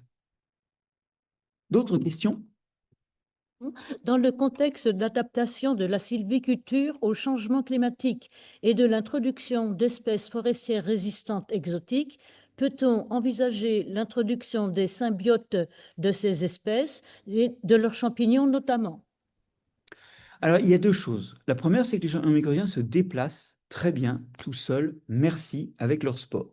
C'est comme ça qu'en région parisienne, on a beaucoup plus d'amanites des Césars qu'autrefois. On commence à en trouver en région parisienne. C'est un délicieux comestible méditerranéen que nul ne connaît que les Méditerranéens, parce qu'en fait, ils voyagent très mal. Donc, on ne peut pas en trouver sur les marchés, hein, ça se dégrade en quelques heures. Alors, cru, je vous dis pas, c'est une merveille. Bon, bah, on en trouve en région parisienne maintenant. Donc, ils se déplacent. Et d'ailleurs, la zone de culture et de croissance spontanée de la truffe remonte. Elle remonte dans les deux sens, d'ailleurs. On commence à avoir du mal à avoir de la truffe en Languedoc-Roussillon, hein. Au moins si on n'irrigue pas. Donc, vous en faites pas, ils se déplacent. Le problème, c'est qu'ils ne se déplacent pas aussi vite que leurs hôtes et pas forcément dans la même direction. Un grand travail en Amérique du Nord montre qu'il y a probablement au moins un tiers des espèces de champignons mycorhiziens qui vont être à la peine avec le changement climatique. Non pas qu'ils se déplacent, mais qui ne vont pas forcément se déplacer comme leurs hôtes. Donc, ça ne va pas forcément se passer bien. Maintenant, l'adaptation de notre forêt demande des migrations assistées. Et je vous encourage à télécharger de ce point de vue-là le mémo sur les espèces exotiques introduites en forêt de la Société botanique de France, qui est libre de téléchargement en ligne, et où nous avons fait un effort avec mes collègues de la Société, d'abord pour donner du matériel de connaissance gratuit, parce que la connaissance, normalement, c'est gratuit, comme aujourd'hui. C'est important, hein, de le dire. Dans un monde pourri par l'argent, il y a une chose qui doit rester disponible gratuitement, c'est la connaissance. Et en l'occurrence, nous avons fait le point sur les essences exotiques introduites. Nous avons dit que non, les espèces venues de loin, ce n'est pas une bonne idée parce que, un, les microbes locaux, les mycorhiziens locaux, les décomposeurs locaux ne sont pas adaptés à ça. Deux, même pour ceux qui connaissent les agents d'élagage, hein, les agents d'élagage locaux, les microbes qui élaguent le tronc, ils ne fonctionnent pas, hein, pour les introduire. Deux, il peut arriver des maladies avec. Après tout, c'est le frêne de Mandchourie qui nous a collé la calarose du frêne, qui est un vrai désastre. Sauf dans le sud de la France où il fait très chaud, parce que là, le champignon ne supporte pas la chaleur, mais comme le frêne ne supporte pas non plus la chaleur et ou la sécheresse qui l'accompagne des fois, c'est pénible pour les frênes maintenant en France, hein. Et troisièmement, souvent, en fait, ils poussent bien au début et ils deviennent invasifs. Et c'est une catastrophe, les invasions biologiques. Il y a des endroits en Pologne où le chêne rouge, dont la plantation est encore subventionnée en France, il y a des endroits en Pologne où on n'arrive plus à cultiver ce qu'on veut parce que c'est du chêne rouge qui repousse tout de suite. Et d'ailleurs, une autre essence introduite qui est dramatique parce qu'elle ne donne pas du bois intéressant. Il a été introduit par les forestiers pour avoir du bois de qualité, mais malheureusement en France, ça pousse bien, mais ça fait du bois tordu. C'est le cerisier tardif, Prunus serotina, en forêt de Compiègne, qui est un désastre. Après les coupes à blanc, encore une raison de ne pas couper à blanc. Mais même dans les clairières, c'est ça qui repousse partout. Donc, les essences introduites, non quand elles viennent de loin. En revanche, si elles viennent de tout près, c'est une opportunité pour introduire soit des provenances génétiques des espèces existant déjà chez nous, soit des espèces qui n'existent pas chez nous, de la péninsule ibérique, des Balkans. Nulle maladie qui ne serait venue sinon. Nul risque qu'elle ne soit pas suivie par leurs symbiontes. Ils feront le trajet, vous en faites pas. Sous les cèdres du Liban, aujourd'hui, on trouve les champignons mycorhiziens des cèdres du Liban. Nul risque qu'elle ne soit envahissante. Elle le serait déjà si elle devait l'être. Elle pousse à nos portes. Vous y êtes? Donc oui à la migration assistée de proximité qui est sans doute la solution. Et faut-il amener les symbiotes? Bah, si c'est de proximité, ils viendront. Donc non aux essences introduites venues de très loin, oui aux inoculations, pardon, oui aux introductions d'espèces issues de migration de proximité. Et c'est un truc qui m'inquiète, c'est que l'ONF fait aujourd'hui des îlots d'avenir, ce sont des zones où ils plantent plein d'essences, et ils sont très ouverts à des essences venues d'autres continents. Et ça, c'est non, non, non, et non, non. Les essences introduites devenues invasives, c'est 38 milliards d'euros en Europe chaque année, bon, animaux et végétaux compris, entre les méthodes de lutte, 25%, qui ne marchent pas, et les baisses de production ou les dégâts, par exemple les allergies liées à l'ambroisie ou les gens qui meurent du frelon asiatique, une dizaine de morts quand même par an en France, hein. Les trois quarts donc, de ces 38 milliards, c'est le manque à gagner ou les coûts induits. Non, non, pas de bonnes idées venues d'Australie. Par contre, ah oui, parce que l'introduction de l'eucalyptus, que vos impôts subventionnent aussi la plantation.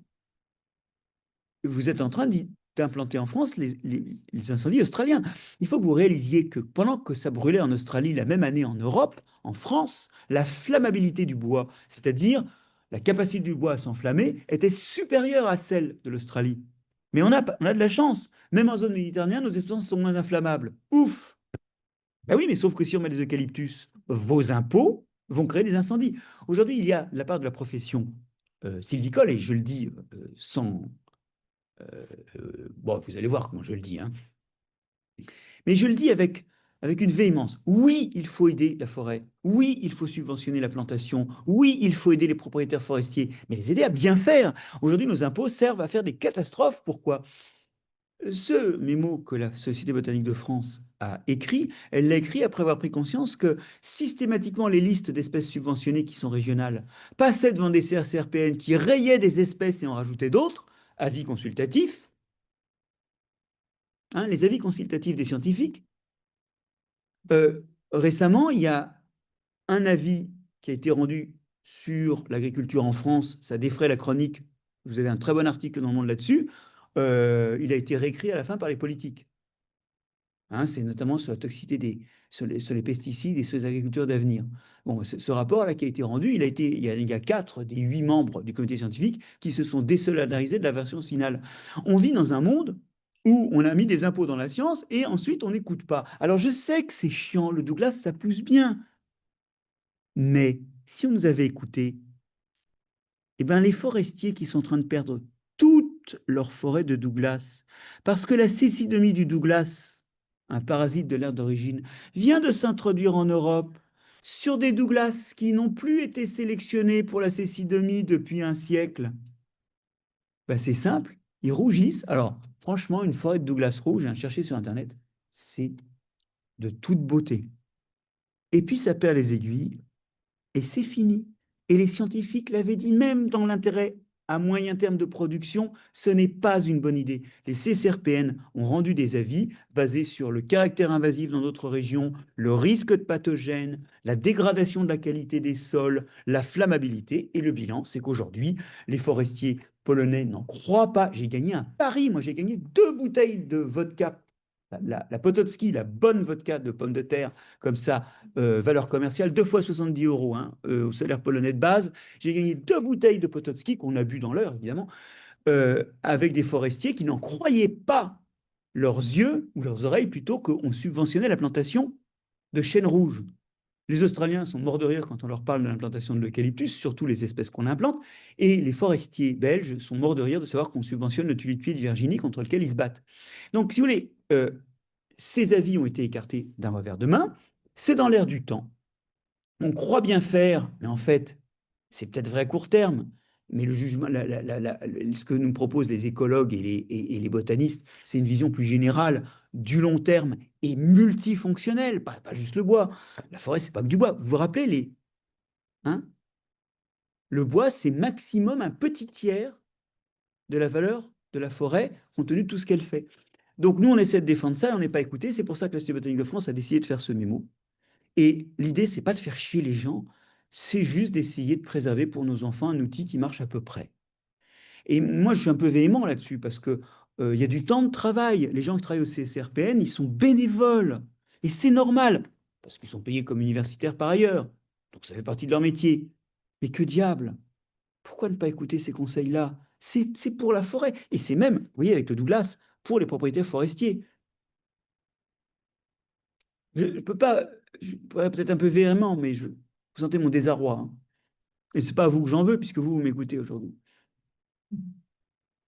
Et comment articulez-vous ce que vous venez de nous expliquer Comment j'articule, oui, cela? avec ce que propose Francis Allais, ce concept de forêt en libre évolution. Forêt primaire. Forêt primaire en libre évolution. C'est le concept de libre évolution qui est au centre de ma question. Oui, oui. Alors, c'est une très bonne question. Vous savez qu'il y a une association pour la forêt primaire qui a été fondée par Francis Allais, qui veut acquérir le... J'ai donné quelques menus euros pour cette affaire. Je crois que vous avez bien fait. L'idée, c'est d'avoir la maîtrise du foncier d'une forêt, si possible transfrontalière, pour la laisser en libre évolution, mais quand même avoir des parcours de visite. Et ça, c'est génial, parce que du coup, ça aura une valeur pédagogique, voire même un capital touristique. Bon, il se trouve que les élus des régions pressenties, notamment il y avait une région pressentie dans les Ardennes, ont freiné les cas de fer parce qu'ils ont vu arriver les écolos. C'est con. C'est con. Je reprends l'expression et j'essaie d'imiter la voix de Francis quand il m'a dit ça l'autre jour. Parce que il y a un pognon de dingue à se faire avec une réserve comme ça. Les gens, ils vont venir la visiter. Aujourd'hui, la falaise Białowieża en Pologne, bon, un peu moins avec les problèmes avec la Biélorussie en ce moment, mais c'est bordé d'hôtels, c'est pété de touristes qui déposent plein d'argent dans des régions où, honnêtement, enfin, les Ardennes sont un des fleurons botaniques parmi d'autres de la France, mais touristiquement, les gens ne se pressent pas, hein. Ça me rappelle le parc national suisse, tiens, la première réserve fondée, je crois, en 1917 en Suisse, hein, dans une région forestière. Elle est aujourd'hui visée par des tas de touristes et elle induit à l'hectare un revenu touristique qui est équivalent au revenu d'une coupe à blanc des zones qui ne sont pas en réserve à l'hectare. Sauf qu'il y a une coupe à blanc tous les 50-100 ans. Et là, c'est tous les ans que ça tombe. Alors, je ne comprends pas. Là, et c'est là qu'on sent qu'il y a du dogmatisme à un moment. On parle du dogmatisme des écolos, mais qu'on me parle du dogmatisme des autres. Il y a un dogmatisme qui est bête, ne fût-ce qu'en termes pécuniers. Bref, cette association a du mal à trouver un point d'atterrissage. Je souhaite qu'elle en trouve un, et c'est ce qui peut arriver de mieux à la région en question, qui pourra développer un tourisme, en plus, pas les tourismes de masse qu'on déteste et qui rendent la vie impossible. Mais j'en viens maintenant à la réponse sur le fond, parce que j'imagine que vous ne m'attendiez pas sur une discussion sur les valeurs du tourisme dans l'économie locale. Et d'ailleurs, je vous dis ça, mais en fait, bon, là, j'emprunte ça à d'autres analystes. En fait, ça ne va pas sauver la forêt. On ne va pas mettre toutes les forêts en réserve. On a besoin de forêts qui font du bois, on a besoin de forêts, on va ramasser des champignons. Moi-même, ce week-end, j'étais à Fontainebleau et j'ai mangé mon premier Créolophus ondulatus. C'est délicieux, hein, franchement. C'est une sorte de champignon avec des aiguillons qui poussent sur le bois. Et ça a un goût entre le poulet, mais le poulet en mieux, et le poisson, mais en mieux. Enfin, bon, voilà. Donc, on a besoin d'exploiter les forêts. D'accord? Mais on a besoin de réserves parce que d'abord, ces réserves en libre évolution vont permettre à des espèces qui ne se développent plus dans nos cycles forestiers de se développer et de rester là. Ensuite, pédagogiquement, ça fera des choses très intéressantes. Ensuite, écologiquement, ça fera, alors là, je vous assure que l'eau qui coulera autour, hein, ce sera de l'eau propre. Ça peut faire des captages. Enfin, vous voyez, il y a tout un tas de fonctions de ces forêts primaires, des fonctions locales et puis des fonctions générales de pédagogie et de réserve de biodiversité, qui font que oui, c'est un très bon projet qui doit être encouragé.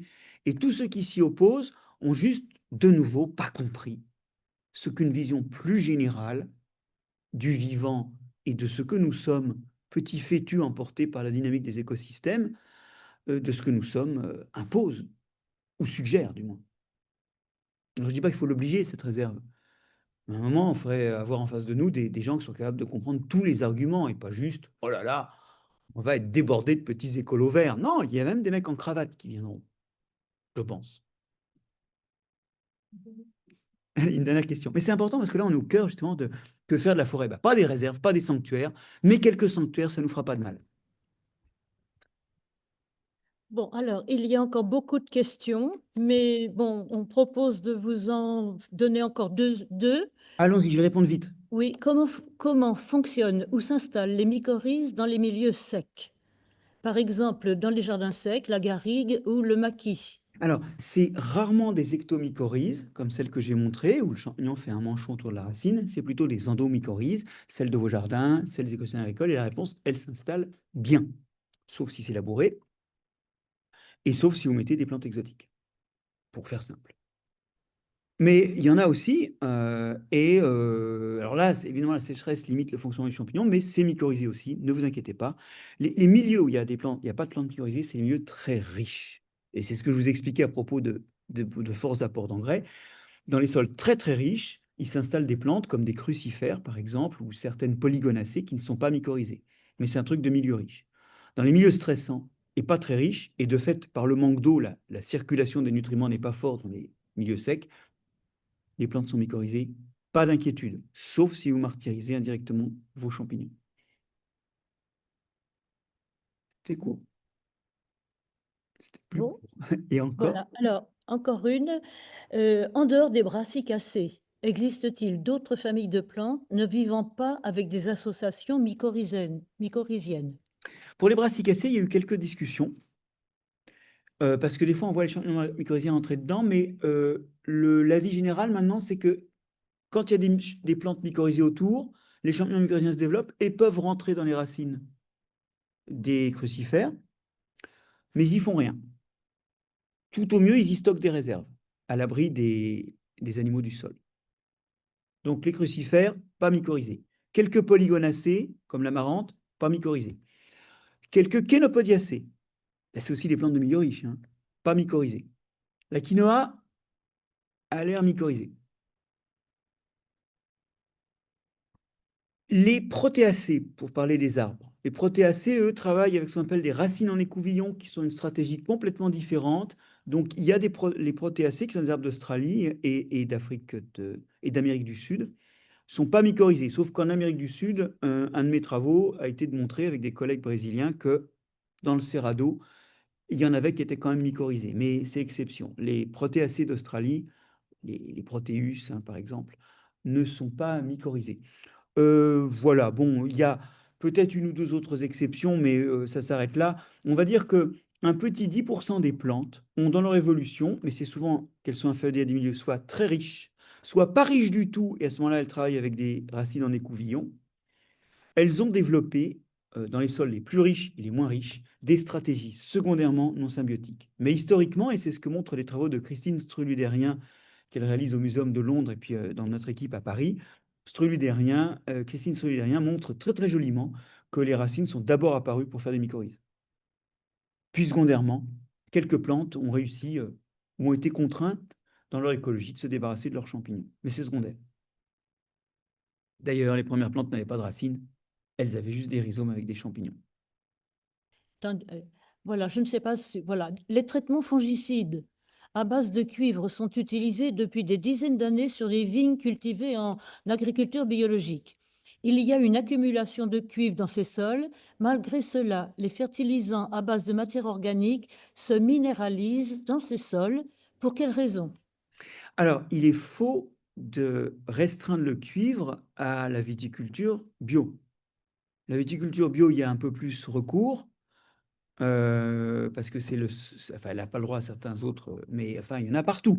Et s'il y a des sols aujourd'hui qui sont à 100, voire 1000 kilos hectares, ça ne date pas de l'invention de la viticulture bio, hein. Que ce soit clair, le cuivre est le problème de l'arboriculture et de la viticulture en général, et peut-être plus particulièrement de l'agriculture biologique.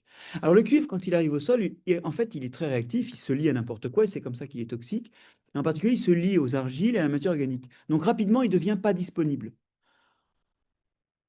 Il est lié, un peu comme tout à l'heure avec mes argiles, je liais les toxines des végétaux dans le tube digestif de l'animal. Et du coup, il n'est pas disponible, donc il n'y a pas de problème. Par contre, si vous changez de culture, les exudats des racines peuvent le dissocier, le relibérer.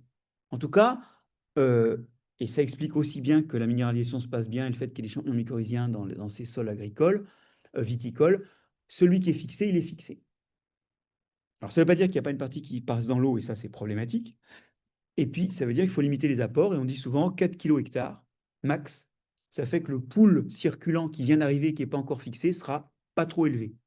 4 kg hectares an, c'est beaucoup plus que la viticulture bio l'en demande en Côte de Provence, mais certaines années dans la Loire, c'est pas plus. Donc, il y a eu une tergiversation de dire 4 kg hectares an en moyenne, pour autoriser de dépasser un peu certaines années. Moi, j'aime pas trop ça, mais après tout, à un moment, il faut faire. Et il faut faire, on ne se passera pas totalement de pesticides, vous avez entendu ce que j'ai dit tout à l'heure. Bon, bah voilà, peut-être que demain, on saura faire. Je dois à présent vous quitter, et donc je crois que, même s'il reste plein de questions, je vois qui sont passionnantes, il faudra qu'on en reparle une autre fois. Oui, merci à tous pour votre participation. Il y avait plus de 360 personnes en ligne et puis une petite équipe de la section arbres et arbustes d'ornement. Merci à vous, Marc-André Sellos, pour la passionnante conférence, pour votre temps consacré aux questions. On n'a pas pu toutes les poser, elles étaient très nombreuses. Merci à tous. Vous pourrez retrouver la conférence en fin novembre sur notre site internet, donc c'est snhf.org. Et nous avons reçu de nombreux remerciements en ligne. Nous les transférons à Marc-André Sellos dans la semaine. Merci à tous, bonne journée et à bientôt.